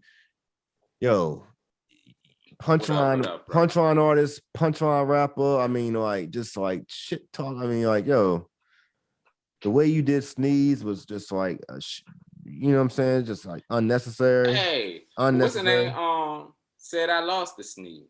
Who said that? Prize. Yeah. I mean. Nah, I just want to know what you think about that. I guess is that the only person that said that? I ain't. Nah. You know all them other followers that he had posting on that. But I'm saying, like, I seen a certain comment that said, man, after looking at it a couple times, Sneeze beat Tone Red. Nah, man. No, listen. I know. I seen that. I was like, oh shit. I'm just taking complete authority over all these. That's not even. No. Yeah, please. I mean, look, what you did the basic, I feel like just showed the difference between a cypher artist and a battle rapper. 1, 2, when it comes to Sneeze, go ahead, talk about it. Well, this is what I think, man. I think Sneeze is I think he's a talent. I think he's a talent. But he has talent. I think Sneeze is like I think the bigger thing with Sneeze is like he's young and he's marketable. He's a white kid that can rap. And at the end of the day, he's gonna deal with that fact that he's a white kid and he can rap. He got rap skills. He can rap, you know what I'm saying? Yeah. And he can make music. A song, yeah. He can do that, but you know what I'm saying? But like what happens is, small market, you just put yourself in the competitive space. Everyone shouldn't battle. Some people should just make music. Yeah. Cypher is one thing, but when you're in the competitive sport of rap, yeah. I don't think, you guys are two different type of artists, and I don't think you should put you together. It's not even, what they did for the World MC, that's what happened. What they did was great for the World MC though, because you got your folks, and a lot of people looked at Sneeze like, ooh, like Sneeze will make people pay attention to Richmond because he's a long blonde hair white kid that can rap. You know, he can make, you know what I'm saying? Like you can pay attention, and he's young. Right. He's young, but the battling, it's not a conversation. Like, right. And yeah, I don't want to be overly critical tonight because that's not really what I'm here to do. But what I will say is this: like, artists got to learn. Like, sometimes with Sneeze, where I struggle in the live space is with how he holds his microphone, and that's real talk. That's real talk. That's real. I mean, I'm not trying to. I know I'm high and drunk, man. I'm just laughing. Nah, yo, Tone Red, you just you bring the brutal honesty out of people, though, bro. I mean, we should. Why not? Like shit. Like if I get on stage, it's a Tone Red interview. Listen, you're gonna have to get it. I'm sorry. Hey, look, they do it to me. Hey, look. Tone, am I the only person that's honest out here on this media thing? Though, I mean, you think you expect me to be honest, don't you? I don't really do a lot of these type of interviews, like where the person is sitting on that side, I'm on this side, and like we in the interview together, or we on the screen split. Yeah. Like usually nigga do an interview, you know, they just ask me questions behind the camera, and then I'm just answering. Yeah. You know what I mean? But yeah, I mean, shit, we done this before. We already know how we get down. So I know, man. Most comfortable. Like shit, let's talk about it. That's the way. That's what they want, man. I want us, and I hope I pick up a new follower from a Tone Red person, man. Because Tone, I'm gonna get you 13 now. Yeah, but you bring the honesty out. You make the honesty come forward, Tone Red. So like, It's the only chance we get. I mean, other than that, we just listening to everybody else's opinion. Yeah. And it's not my job to be liked anyway. It's not. It's my job to give you something to think about. You know what I'm saying? So it make people want to watch it. I feel you. So, Tone Red though, why? Let them know why people need to watch out and go check this project. You let them know. You say you just listen to it 3 times a day. Back to back, I did. You tell me. Well, first off, I mean, you only gave me 6 songs. I could have used 10 to 12, preferably. I mean, you know what I'm saying? I felt like you just did this as a teaser, though. Nah, I want to tease it. I feel like you did this like there's something else. Nah. It wasn't a teaser. I wanted to put 15 songs on the jam, but it was just, you know, a group decision, a team effort. Like it won't just me making the decisions and saying this is what we doing. So me and the producer got together. Producer told me, look, this is what we need to do. This is what they doing nowadays. This is what we're gonna catch them. Boom. If it ain't enough, they're gonna be ready for the next one. And like I said, I already got a next one finna drop. So okay, so you got enough. So you got more coming. I got so much music coming. This shit finna be crazy. I might take over the trap market. I don't know. I'm just trying to, you know, I'm trying to hit all angles, my brother. You know what I'm saying? Nah, man, no, for real. That's how it is. Y'all need to go check out The Pandemic. I mean, like, I like the project, but like, I wanted more. You gonna get more? Paul. I wanted more. You know what I'm saying? Like, y'all can't be mad at me for wanting more. So, like, my criticism on that project is, first off, I don't give a full criticism yet. It's only been, I only listened to it 3 songs. I don't have any criticism. I wanted more. What's your favorite song? The song with you and Star, for sure. That's your favorite. What's your second favorite? Pray. No. That's you and Star. I think it's the one. I think it's you. I don't know. It's one right before the after. Like I don't know the level. I got y'all figured out. It's not the first one. It's not the last one. I feel like it's Pray is for. I can't tell you that yet. I can't tell you that yet. Huh? The Biggie Jank? Yeah, is that which one is that? Is that That's before. That's 5. You should know. You should know. Yeah, that's it. With the biggest sample. Yeah, that's it. Yeah. That's my favorite too. Yeah. And I knew it was kind of how they came together. So for whoever had the strategy on the project, they did a good job at the intro and extra and the ending, and the transitions were really good too. You know what I'm saying? You could see there's some strategy behind it. Yeah, that was definitely it. Yeah, Star Nice. That was all his. Yo, and when Tone Red CDs come in the mail, man, they come like nicely packaged. You know what I'm saying? Like he just throw your address on it. Like they already know where it's coming. He just throw the. Yeah. I didn't even have to put. He didn't even put the Richmond, Virginia. He just put 3510 on that thing. I ain't gonna tell y'all, man. 35. He just put 3510. It came right to the door. It was here before. I was like, dang, that thing came here fast. I might just put your name on that bit. I get it there. Yo, he got there. It was like, yo, Tomer said it'd be there in the morning. Like I woke up, I was like, dang, it really was here in the morning. Yeah. And I'm just glad I got a chance to get with Al. I gotta spend some more time with it though, man. But I think it's really good marketing, man. Really good coming together. You performing. I don't know when this is gonna be out.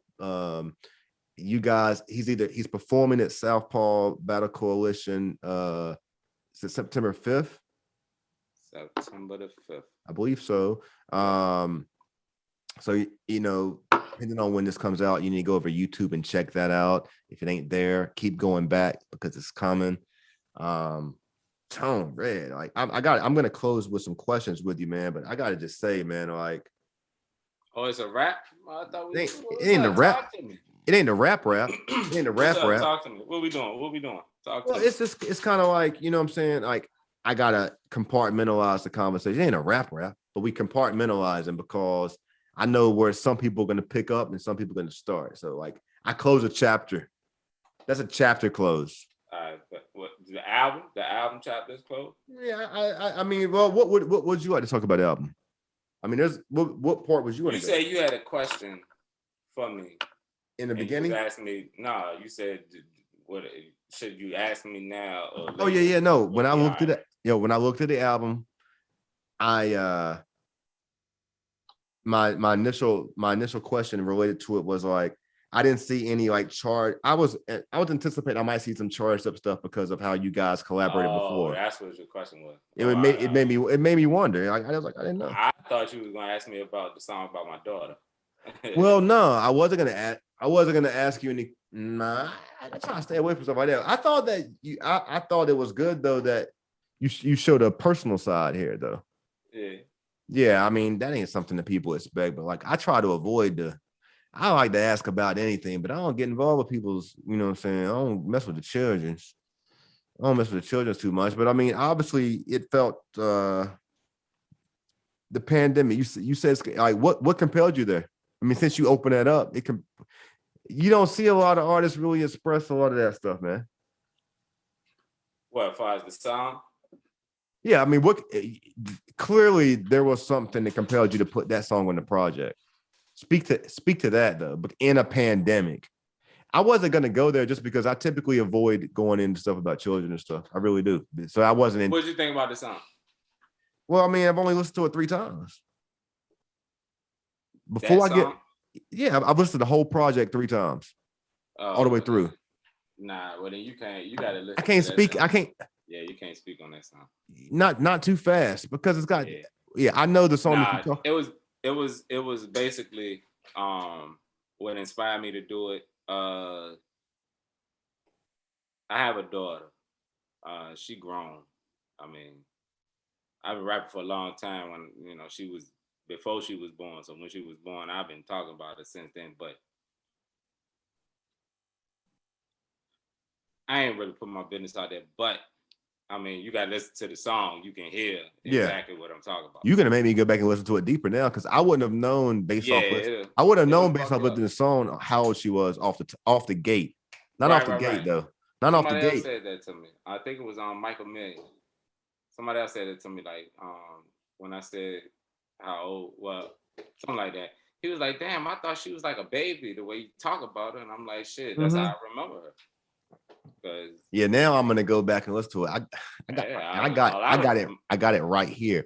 But now I got to because my immediate impression, and this is, I mean, for those who are listening, this is gonna make y'all go listen to the song. But my immediate impression was not that thinking she was older by any means. Yeah. But this is the thing though. The placement of where that song starts at, that's in the beginning, if I'm correct, right? Nah, it's the last song. That's the last song? But then I got it. Well, then that's it. You know what's crazy? I started at number 6 though. I did. I don't know. So that's the song. Yeah, that's the first. That's the well, first. It's your first song. Yeah, that's the first song I started with. Yeah, that's about my daughter. It's just me putting my business out there a little bit. That's all. But just really, it was me wanting to do a song to her for her. Yeah. So like, this is like a special album to me. I gotta go now. I got shit, you know what I'm saying? So now I gotta listen. This was like a special album to me. So I gotta listen deeper now. I gotta go listen deeper though. Like, yeah. You got you might. I ain't gonna lie though, man. See, yeah. I take this real serious. So now I feel like, dang, I didn't see what I'm saying. I didn't go there because I ain't got a chance to listen to it enough though. I've only listened 3 times. That ain't enough for me. For me, that's not enough. That's not enough because there's layers to music, and and you got to respect the layers to the music. Like songs ain't made in just 3 hours. I don't know how you do it. I mean, maybe you're not the best person to say that about. You're the wrong person. Right. I was gonna say that. You're the wrong because you go on. You can jump on stage and decide where you go in a different place. So that don't apply to you. But for me, as a listener of music, before I'm really like opinionated about it, you're gonna know I listened. Like listened, and this is the reason with your song. I've listened to your music on my computer 3 times today, back to back, 3 times. But I haven't been in the reason why I told you like I didn't want to get it on Bandcamp. I really listen to music when I'm in the car, so like I ain't got a chance to like ride to it for real. Oh yeah. Yeah, I haven't. When I will. Bass hit and that's different. That feeling get into you. Yeah. That's different. So now, So I'm gonna come back and get with you on live, and we're gonna do. Let's do it on the live. Yeah. After you really get to listen to the jam. Yeah, that's facts. Well, yeah, that's what I thought you was gonna ask me though. But yeah, that's what it is. Nah, man, I was studying the whole situation here, man. I was studying the whole situation. All right, so what's your closing questions, my brother? Well, they random, bro. I don't even know. I don't even know. All right. I'm just gonna shoot from the hip. Pick a number between 1 and 10. 10. All right. So you could get just 10 randoms, right? Impulsive questions. Like I don't know. I didn't know that's what you meant. Okay. Yeah, that's what it is. It's just like a bunch of like curveball, fastball, knuckleball. Give me 10 Let's go with it. Nothing's off the table, right? Nah, I said that at the beginning, so we Gucci. All right. Just like my friend. We'll start off. We'll start. We won't make it all like precious stuff. Like, or we'll talk. So like Tone Red, you performing this weekend. Depending on when people see it, they're gonna see this show. This is gonna be on South Paul Battle Coalition. You said in this interview that you had a bunch of stuff though, just like you got all kind of stuff. What's the plan? What do you got coming? Like you got this out. This is the project. This is the focus right now. But you said you sitting on a lot of music. So we're gonna get you sitting on a lot of music though. Oh man, you gave us. You gave us 6 tracks. You know what I'm saying? Of fire. You gave us 6 tracks of fire. Mm-hmm. But you underserved us. I mean, you shortchanged. Hey, holla at Star Nice about that. I'm telling you right now, that was not my decision. So talk to Star Nice. Y'all contact Star Nice and ask him why. Y'all on his Kanye shit right now, man. Like, come on, man. Kanye came back with 25 or something. That's my dog. I'm not mad at you, Star. No, I'm not mad at you, yo. I'm not mad. I'm just saying, like. That's my dog. He said, yes, this is what we doing. And I said, I will say this, though. The way this song came out, and I'm not there yet, but like, this is one of those songs that you can listen. This is one of the projects you can listen to, particularly that 4 and 5, particularly those 2 tracks, okay? And like, if you listen, you're going to learn the words.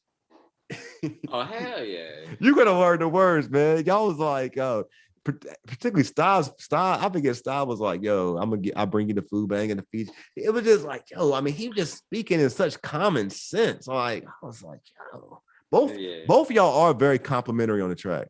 Very complimentary. He said that I'm the younger him and he the older me. So I guess get ready for all these. Matter of fact, I got it. Oh, no. You got another project? You got something else? But yeah, he said I'm the younger him, he the older me. So that's just how it is, man. When we get on the track, man, we're gonna explode on that jump. All right, here come the questions, Joe. Are you a chicken or fish guy? Chicken. All right. Chicken are you all day. Chicken all day, fried, grilled? Either. Baked? Either. Okay. All right. Yeah. As long as it cook. Yo, name a producer that you have not worked with that you feel like y'all just bullshitting right now. Y'all need to go and get in the studio and make something happen. Well, I would say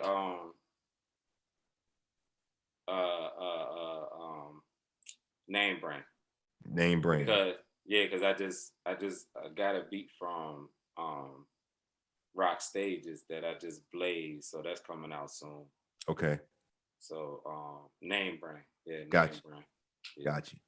Yo, name a young OG, someone that you see right now who's like coming that people need to pay attention and recognize, like just kind of like steer their attention to. Male MC, female MC. It could be any type of creative producer. It doesn't even matter. Like someone that we just need to like open our eyes to right now. Who is we though? Like we the general public. It's a couple different genres out here, so you know it don't matter. It don't matter. I just want you to shed light in one direction. But them young boys better pay attention to my nephew, man. Lil Red, man. Red Zeppelin. You know what I'm saying? He out of Atlanta. Mm-hmm. He out there doing his thing, y'all. So yeah, Red Zeppelin. You can follow him on the gram. He doing his thing. He's shooting videos, making music. His nephews is coming up, man. Don't worry. Okay. Yeah, right. But he on the young boy genre, like all that trap music and pull-up music and all that. Yeah. Gotcha. Right. Yeah. Yo, are we gonna see Tone Red in the battle rap scene anytime soon? This is might be a 2-part question, pending your answer. Number 4. Nah, not no time soon. Maybe, but probably not. So right now, is music your primary focus? Right now, I'm putting albums together and putting these songs together and trying to build up something. Gotcha. And then maybe you'll see me. I don't know. It all depends. Like, probably not. I'm gonna answer that like that. Gotcha. Probably not. So we got 4 months left in the year. Can we will see you in another Rap Elite cypher? Well, see, I was looking at that as part of the battle. Huh? I was looking at that as part of battle. You know what I'm saying? Oh, okay. Okay, you looking? Okay, I got you. But we were not. We were looking at them separate. We were looking at battle and we were looking at cypher. So we won't. We. Oh nah, you definitely ain't gonna see me in no battle unless. Matter of fact, I've been meaning to ask you a question because I had seen some online, and you know, I just played the background position. You know what I'm saying? But people were going on. So you had put a post out there and said something about why niggas ain't coming and displaying their skills if they think they the hottest niggas, and what's going on. What was that all about? You know what I'm referring to? Yeah, of course. Yeah, I love when people ask me questions. Yeah, I feel like we in a small market where it's a competitive sport. We all like the ball, regardless of like what position we play, whether you rap, whether you critique, comment, you know what I'm saying, with a girl, whether you're just a fan of music, it don't matter. And I'm just gonna say it for what it is. Like, I think talk about it, man. Talk about it. Yeah, I think that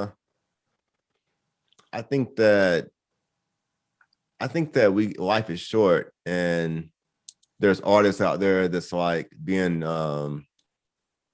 like overly conservative and bougie about, you know what I'm saying, exercising their skills in the sport.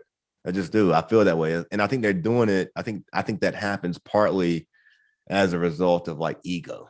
Like, this is a competitive sport, you know what I'm saying? It's an ego-driven sport, and sometimes less is more, but like, yo, at the end of the day, I feel like we in a small market, we all are peers to some degree. And a lot of folks, man, are just like holding back and being very reserved when I'm like, you got anybody in mind when that's hurting you? Do I have anybody in mind when I think that? I think it's a general. I think it is not particularly. What I'm saying is that Huh? So then what make you say that if you can't really pinpoint I mean, I certain people you're talking about? just because I mean, it's like, yo, man, the passion in regard to why you got into this hip hop thing was to make music, and you developed a name and you developed fans because you make music. And so when you stop making music, or when you stop putting your music out, or you start like managing it so far and few between, look, that's why a critic is going to have a conversation. That's what my job is. I'm going to pose the conversation. I'm going to say like, dang, like, oh, I mean, like, stay away from it too long, and then you're going to come back and you may not, it may be a whole different situation. So it's more like a alert to MCs out there, because I know it's a bunch of other MCs out there that's not getting down with anything that's going on out here. Yeah. And it's more like a hello, wake up. Man, I put it to you like this, yo. I put it to you like, I can be specific and say this, man. Yo, there's artists that's developing and evolving through RVA Rap Elite with their pen. You know what I'm saying? They building fans. They doing their thing. And I really think that their growth at times, I think that some MCs, it makes, I don't think some of the old veteran MCs really want to smoke to put themselves in that place. I don't. No, I really don't, man. Whoa. Did you say the veterans? There's some veterans that don't even want to go in there. Yeah. No, they ain't gonna say it though. They ain't gonna say it. I mean, of course. Yeah. Look, man, there's some OGs out there really, and I say OGs in the hip hop space, like, man, they see Tone Red rapping on that stage. They don't want no smoke. They don't want that smoke. No. Your ass crazy. Hey, so look. I seen one post, right? Mm-hmm. On one of them comments under that post you put, and somebody was like, I love to see Tone Red versus Red Rum. Red Dummy. Yeah, I saw that. What you think about that? I also saw somebody. I saw what's the brother name? He was Southpaw. It's Radio and what's the other dude name? Nicholas out? Not Nick. I mean, they're looking and calling. No. I ain't talking none of the AGM. I'm talking about he battled Radio one time. Man, see, I'm right now. It's a tough time. Like I'm not on my game. You know who it is though. Bravo. Somebody said Bravo and Red Rum too. I saw both of those. So I went and did my DM. I'm over here trying to ignite something. I already tried to make it happen. Yo, I didn't try to make it happen. I tried. I'm gonna let somebody else cut this part up, right? I tried to make it happen. First of all, I tried, but I've already tried. You. What you mean by that? What you mean you tried? I've already tried. You reached out to these people and said, I was like, yo, man, we need Rum. Well, I've already tried to get Rum into battles, man. Yeah, he said he want the money. Rum want the money, man. And I respect that too. He want the money. All right, so I mean, for real, we need to come together. Look, man, it may not be the money people want, but it ain't a bad thing. Like, yo, I'll pay $20 to go to an event, you know what I'm saying, to see Rum and Tone Red battle. Of course. You talk about, well, first of all, I'm not battling. First of all, I ain't battling nobody from the town. If I do battle. Why not? First of all, I'm definitely ain't battling nobody from Northside, because I'm from Northside. So we gotta have that Northside love to spread to try to make the Northside shine. You know what I'm saying? Just like the South Side already shine in Richmond, North Side shine for what they shine for, the East and West. You know what I'm saying? But nah, I'm not battling nobody from the North Side, man. Them is all, that's family to me. You know what I'm saying? But do you see like Red, he go by Red Dummy now, right? Yeah. Not Red Rum, right? Correct. Do you see Red Dummy like battling one-on-one? Like, I've never seen him. I never seen him do it. I mean, I'm pretty sure he did it in the streets just like I did in the streets, but Me and I feel Basic. I don't feel think like I Rum. I feel like what it is. My take on it is that he a OG, man. You know what I'm saying? Yeah. Like if we put look respect to the OGs, like I think it's our job to create the events to make those things happen. If OG said, "Yo, I wanna bag for it," then it takes a promoter or a creator to say, "Look, we're gonna put together an event, just like whatever event someone got going on, and we're gonna charge X amount of dollars." But they also gotta acknowledge that, yo, you ain't gonna get but so much money. But yo, come, you gotta want to ball. You gotta want to ball.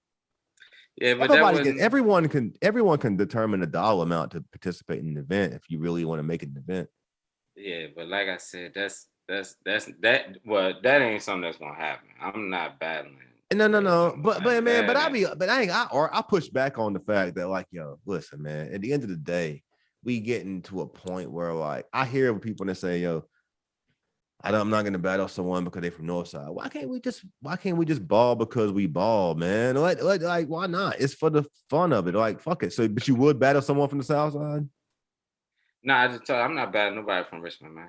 Why not? If I battle a nigga, you got because I want Richmond to stick together, man. I'm tired of Richmond because we've been fighting all our life. I got you. It's been North Side versus South Side all my life. The West Side was just left out until they found out it was some real G's out there too. Like we've been battling all our life. I battled Nicholas F in the battle way back in the day, like.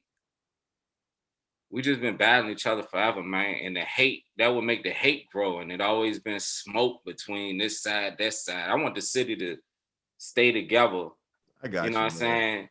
I mean, you just look at places like Atlanta, look at, you know what I'm saying, these different places. Like these niggas is sticking together and you don't have to make a name in your own city from a battle situation. If anything, I've already done that. Yeah, let's make music. Let's make music. Yeah, or shit, let's get together and go battle niggas out in North Carolina. Go battle niggas out in Atlanta. Like shit. Yeah. Hey, look, I tell you like this. The only battle you gonna see me battle them type of niggas in, like Red Dummy, Mad Skills, let's just say them two. Like them two right there.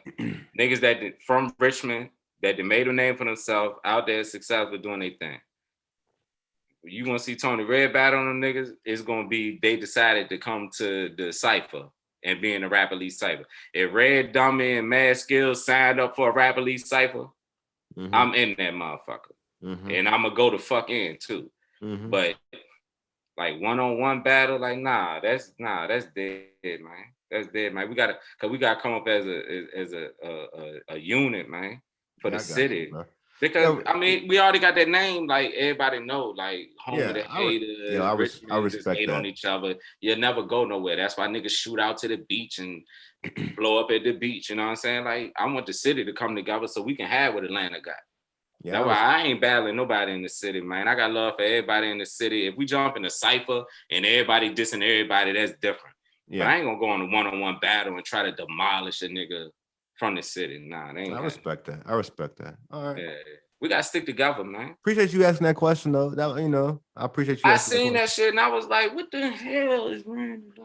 Cause, man, I mean, for real, some of y'all need. I don't care, man. Some of y'all need to come out and rap, though. I mean, it was a great.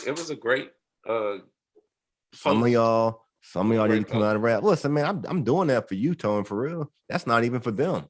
That's for you because I'm letting them know, like, yo. You ain't fuck. You a fool, man. Cut it out. I mean, that's the truth. That's the truth. I ain't mad at you, man. I appreciate it. I mean, like, real talk. Like, you one of those people that post was for, and you're not by yourself, but you want that post because it's like, I don't really want. Come on, man. Y'all don't really want to rap. Y'all don't really want it, man. Y'all stick to making y'all's projects y'all put out every now and then. You know what I'm saying? Y'all stick to that. You know what I'm saying? All right, I got six more questions. All right, let's go. Yo, man, when you was like young Tone Red, who's your celebrity crush? Well, I was on T-Rock back then. You know what I mean? T-Rock.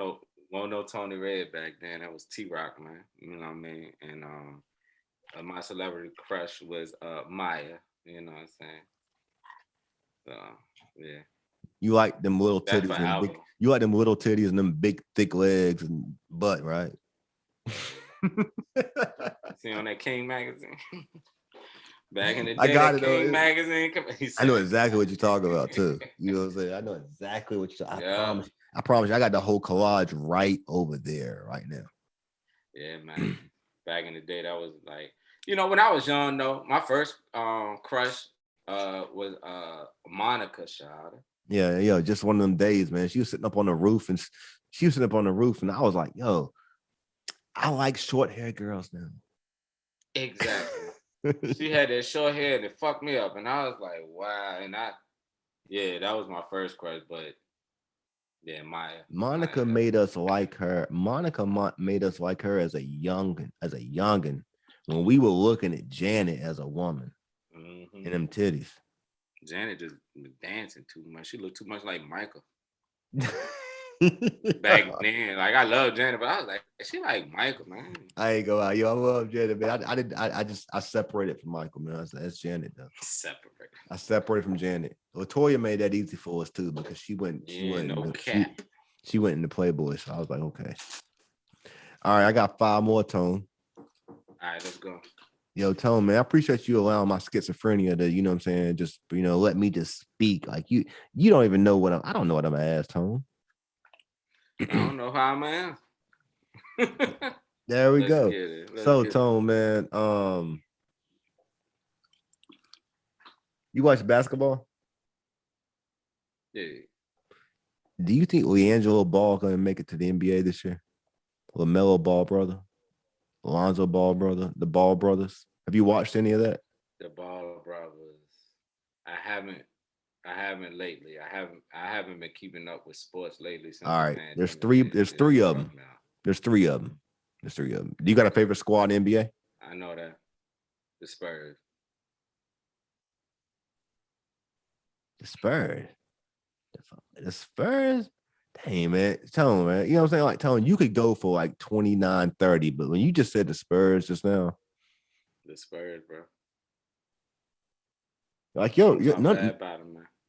I mean, championship team, man. Come on, man. Yeah, your whole aura don't say Spurs, though. Like, nothing about you say Spurs, and then you say the Spurs, though. God bless, man. I was originally, growing up, I was a Bulls fan. I was a Michael Jordan fan. Michael Jordan left, I was done. And then Tony Parker came, and I said, yep, I'm running with the Spurs. So I was originally a Bulls fan, Michael Jordan, but when he left, I ain't had no team, and then Tony Parker showed up, and I was like, yep. So to keep it a buck, that's how it goes. I'm gonna let you have that, bro. I'm gonna let you have it, man. All right, Tone, man. It's like 1 a.m. Not really, you know what I'm saying? And you sitting down, you having a good time, you chilling with the folk, you know what I'm saying? You got in front of you right now all kinds of bottles of liquor. Yeah. All kinds of bottles. Yeah. It's 1 o'clock though. So it's 1. What are you picking up? What day of the week is it? Saturday night. Ah, man. Shit. My body ain't even out there no more. But shit. Nowadays, I probably scoop a bullet, the orange label, bullet, with a nice cigar, you know what I'm saying, with a $35 bottle of bullet. And yeah, man. So Tony, at 1 o'clock though, are you really on this cigar thing like that though? You serious with cigar? I saw you smoke a cigar tonight. Yeah, I'm finna smoke another one. Cigars, that's where it's at. I mean, you're grown, you real grown man. You gonna smoke a cigar though? Like, what kind of cigar are you smoking? Look. Oh, right now I had a Groovy Blue. What was that one I was smoking tonight? Hold on. What's the name of my damn cigar? All right, so they ain't getting no free advertisement for real. But,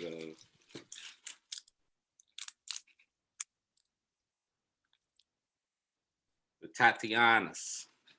Oh, you on that Tatiana Ali, huh?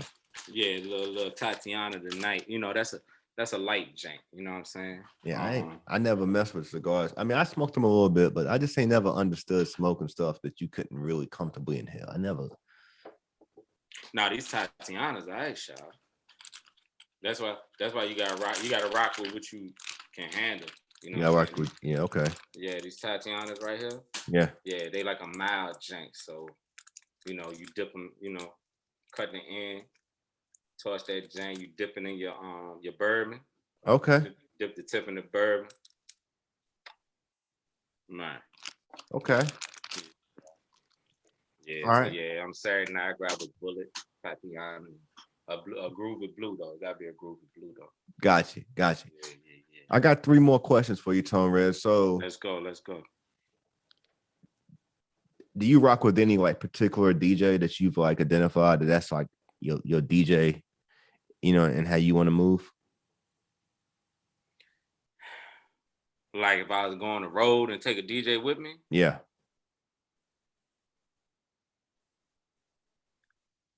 Well, I mean, it would have to be DJ Reg Prodigy, man. It gotta be Reg Prodigy, man. Got you. Shout them out. Yeah, shout out Reg Prodigy, man, Law Barbershop, Reggie Henderson, however you know him, man. You know what I'm saying? Mm-hmm. Yeah, he that's my DJ. Go DJ, that's my DJ. Yeah, we get it rocking, you know. And if I felt like hitting Swiss beats up, you know what I mean, I just, you know. Got you, man. But you know most of the time it's Reg Prodigy, you know what I'm saying? Got you. All right, 2 more questions. I asked you earlier about I've asked you about, you know, who you see coming. You've given your respect to different folks. Is there any, you mentioned name brand as far as like a collaboration from a producer standpoint? Yeah, for sure.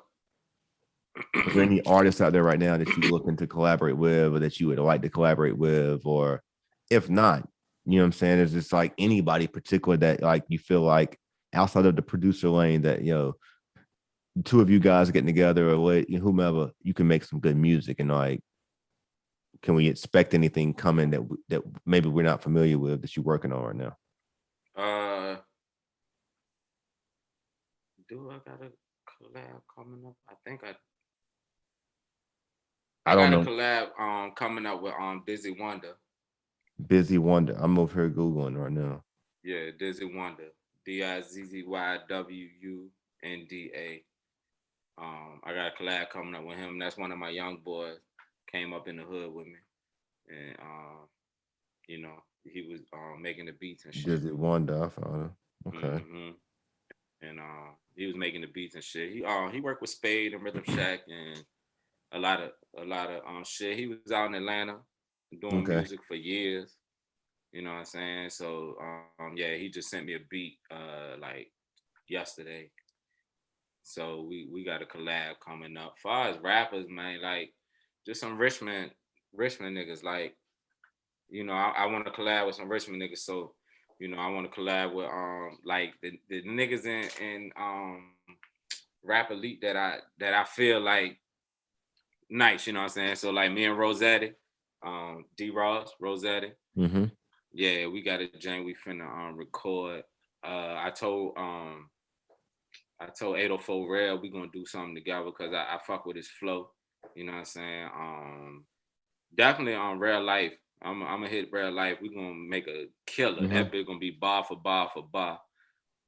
Yeah. I just want to reach out to all the Richmond niggas up and coming and the Richmond niggas that been doing it. And like I said, I want the city to come together and, man, do this shit together, y'all. Like I'm tired of the hate. I'm tired of this side versus that side and all that shit, man. It's time to come together like everybody else doing, man. Or else we just gonna be that lost city of Atlanta sitting under the water while everybody else over top of the water bubbling. You know what I'm saying? Yeah, nah, man. Yeah, so yeah, yo, much love to you, Tone Red. You really make sure you give your love, you show your love, man. You show your love. Yo, and I ain't gonna lie, for the last question, shamelessly, I need to know why. Like, I need to know why people need to go check this podcast out and rock with Randy Wilson podcast with these damn nosy ass questions I ask. Man. Hey, look, man. Let me tell you something. Your podcast didn't reach from here to there. I damn near been waiting to see you like in Afghanistan doing a podcast with one of the Afghans.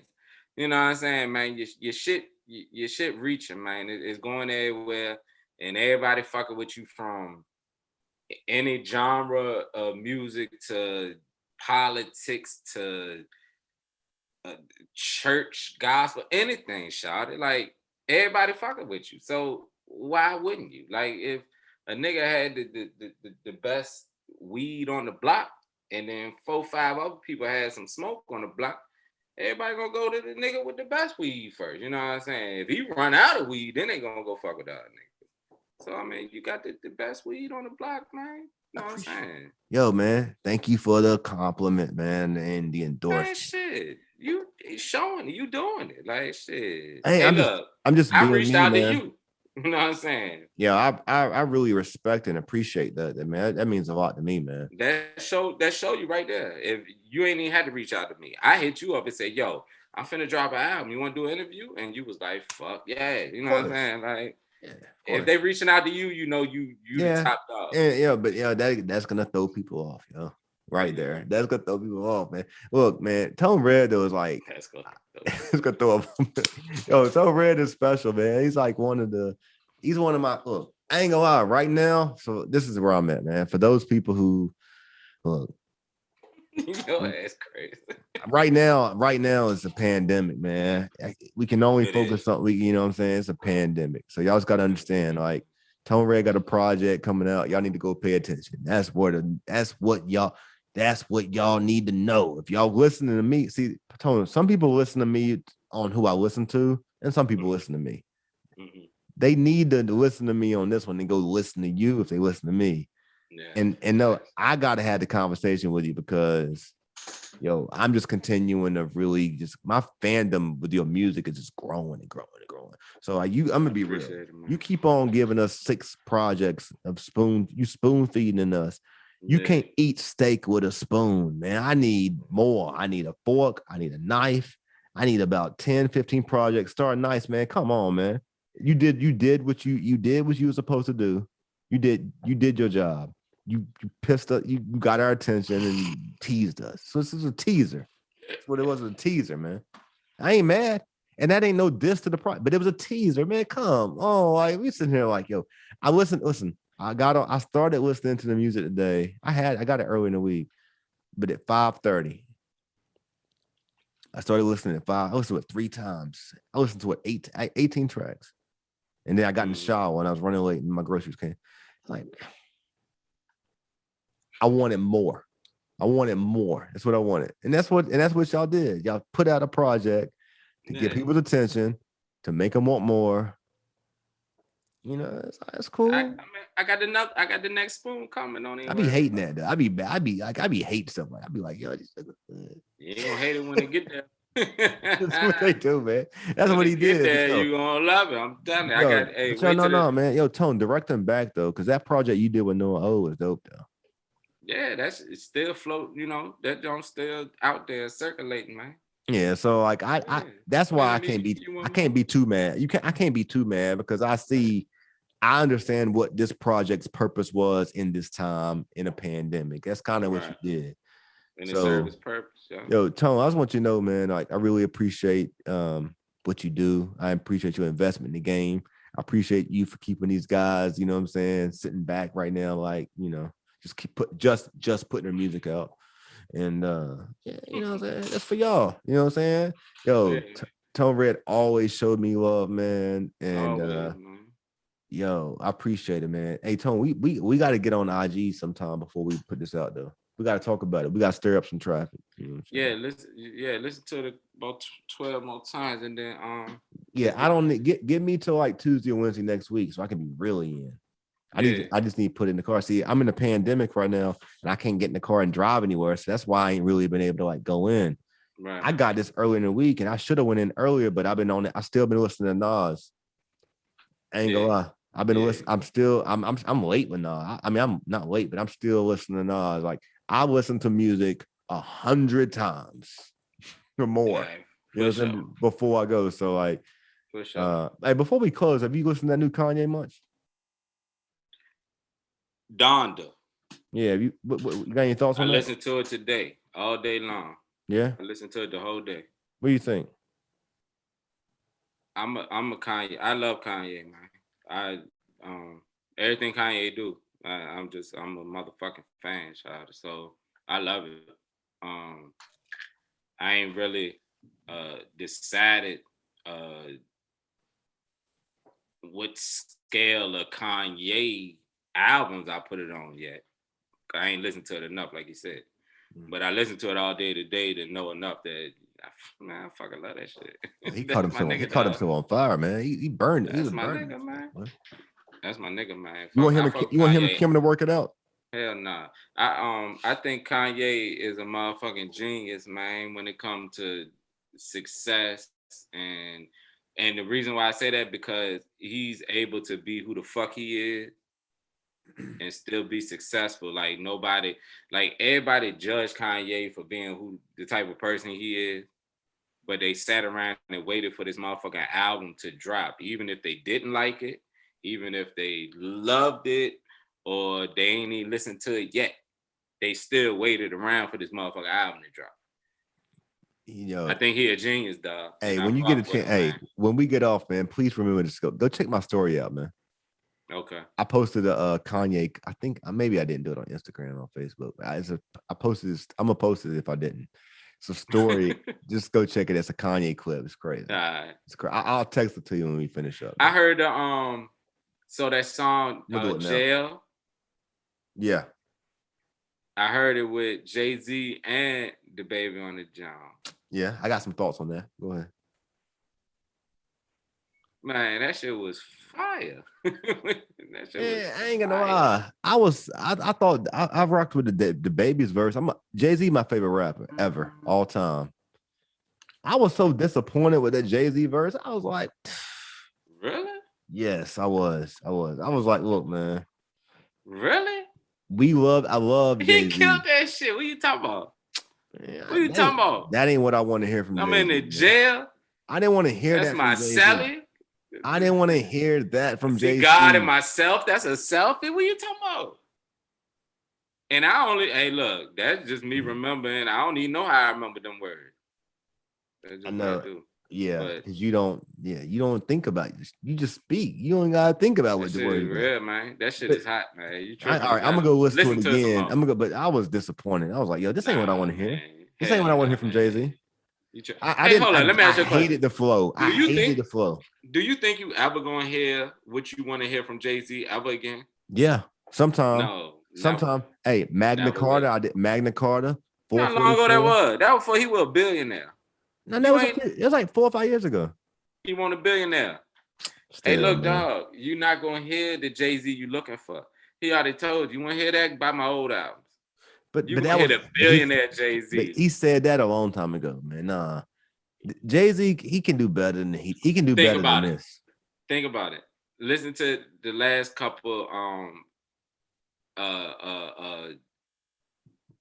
features he did on the last couple people, because he don't do features for everybody. So just think about the last couple features that he did. I can't really name them offhand right now, but they won't what you thought you was gonna hear from Jay-Z. I mean, but I rocked with the one him, Nas and Khaled. I rocked with that one. Come on, man, cut it out, man. I'm just saying, now you tripping. Because if you listen to that joint and then tell me that this ain't the same Jay-Z on this song, this ain't it, man. This ain't it. This ain't the flow, man. This ain't it, man. This ain't the flow. Neither one of them was. I was just like, man, neither one of them was. But baby, because you're not gonna hear that Jay-Z. But the baby's verse hit different though. You know why? Because that's him. That wasn't Jay-Z. Because the baby trying to get to where Jay-Z at. when the baby get there, he ain't gonna give you all that shit no more. I just felt like it was the right flow. It wasn't. I just didn't feel like Jay-Z. It wasn't his pocket, man. And Kanye reaching hard too. He reaching. But I will say this: I want to be careful. I don't want to give y'all. I don't want to give too much that. Hey, it's good for content. Yeah, Man. It's good I for can't agree content. with you on that one. I gotta Oh, listen listen to to it it more. some more. Listen to it some more. Cause I'm gonna listen to it some more. I caught that off of just off the rip, and that's what I look for. Shit like that off the rip when I listen to a nigga album. Like I listen to Ain't gonna niggas lie, albums from Richmond and shit. I know what I'm listening for. I know what to listen for. right now in the whip, and I ain't been in there lately for real, but like my last inspiration to go back in the crates was like the whole Locks and Dipset. I've been listening to Locks and Dipset lately, and I've been listening to old Wu-Tang lately too, because a lot of people right now would say that they feel like I mean, I feel like a good conversation, is Griselda, Wu-Tang. I'm having these conversations with people, and like, Ain't no way it could be Griselda Wu-Tang. Wu-Tang had 50 people. Griselda got 3. but I mean, and there are other people that they got that they fuck with, but as far as Griselda that niggas know it's 3 of them. I know, but I think it's a conversation from a music demographic standpoint. I feel like the styles we're comparing eras. That's a conversation. It's been out there, man. If you look, it's out there. It's an era conversation. And I think if you just look at well, put it this way, the young kids right now, the young ones, I'm talking about the rock with Griselda. I think that is a comparison to the demographic, our demographic who rock with Wu-Tang. So it's like what you hear and how it impacts your situation. I think those are comparable. I think that's a conversation. I mean, it might be. I don't know. Well, look, it's a conversation. I'm not saying it's. I'm not picking one. It is a conversation. That's all I'm saying. It's a conversation. Yeah. So it made me go pull out the old Wu-Tang. Yeah. I feel you. I've been listening to the Wu lately, man. That's just what I've been doing lately. I wouldn't compare them to. I don't know that I compare them as like. I don't think they're compared. I think that their impact on culture is okay. I think that's what it is. Going more towards that. That's where I'm at. Like, I don't think they're comparable. I wouldn't even say that either. Because you know why I would say that? Because the game was more receptive back then to something like that. Right now, these niggas is stuck on Lil Baby, Chief Keef, Roddy Rich, all that type of music. They not receptive to the majority of them ain't receptive to Griselda. Griselda the hottest niggas out here, but they not receptive to that. Wu-Tang came out and made motherfuckers who ain't know shit about that shit flock to them. You see what I'm saying? So they not as receptive in this day of time because you got the Lil Babies, the way they didn't turn trap music into trap music. Not what T.I. made it, but they evolved trap music into what it is. I got you. That's what the world is stuck on. That's why the game been in Atlanta for so long right now. I got you. They just keep coming with new niggas with new type of trap music that just got there. And then they talking about pull your titties out and give me head in the bathroom, and they receptive to that. But you get niggas like Griselda that's out there giving bars and really killing it. They're not receptive to that shit, Sean. Yeah, I got you. And it's fucked up because these niggas is the hottest niggas in the game. Like, what? Yeah, they really are. What? Yo, I want y'all to know, for those, I say this a lot. I did an interview like X39 or something, 38. This guy is his name. Check this. Make the note of this. His name, Stogie T. He's from South Africa. He is the lyricist of the year in South Africa. I was in Afghanistan. I'm telling you, he was a lyricist of the year in South Africa. I did this interview, episode 39. He got a project out with Benny the Butcher. And I was trying to like guide Richmond's attention to this artist. And the only I seen that. But Mad Skills recognized him though. Because he game recognized game. I was like, I couldn't really, I was like, so I'm letting you know, like, I know his manager. I done connected with him. He's a real good dude. And he's in South Africa, lyricist of the year. He's been doing it for 20 years, right? And he been on Sway, and he been on Revolt. He been over here. Like he got his track with Benny. I just want they working really hard in South Africa right now to make a presence in like the States. Bro is available and accessible. They paying attention. Cause he be asking me like, who's hot? So I'm just saying this to you, like, go check us out. I can bridge that. I can bridge that. Like, yo, there would be. The gap, man. Shit. But yo, yeah, I will tell you this, man. The reason why I say that is like a lot of artists don't pay attention to things that are outside their immediate lens. So like a lot of Richmond artists wasn't paying attention when I made that post because they don't know him. I don't know him. No, but he's lyricist of the year. He's like the BT hip hop artist of the year in South Africa. Wow, that's crazy. And because of him, I done learned about a lot of the artists in South Africa right now just killing it. It's like Nasty C is like Drake in Africa. Oh wow.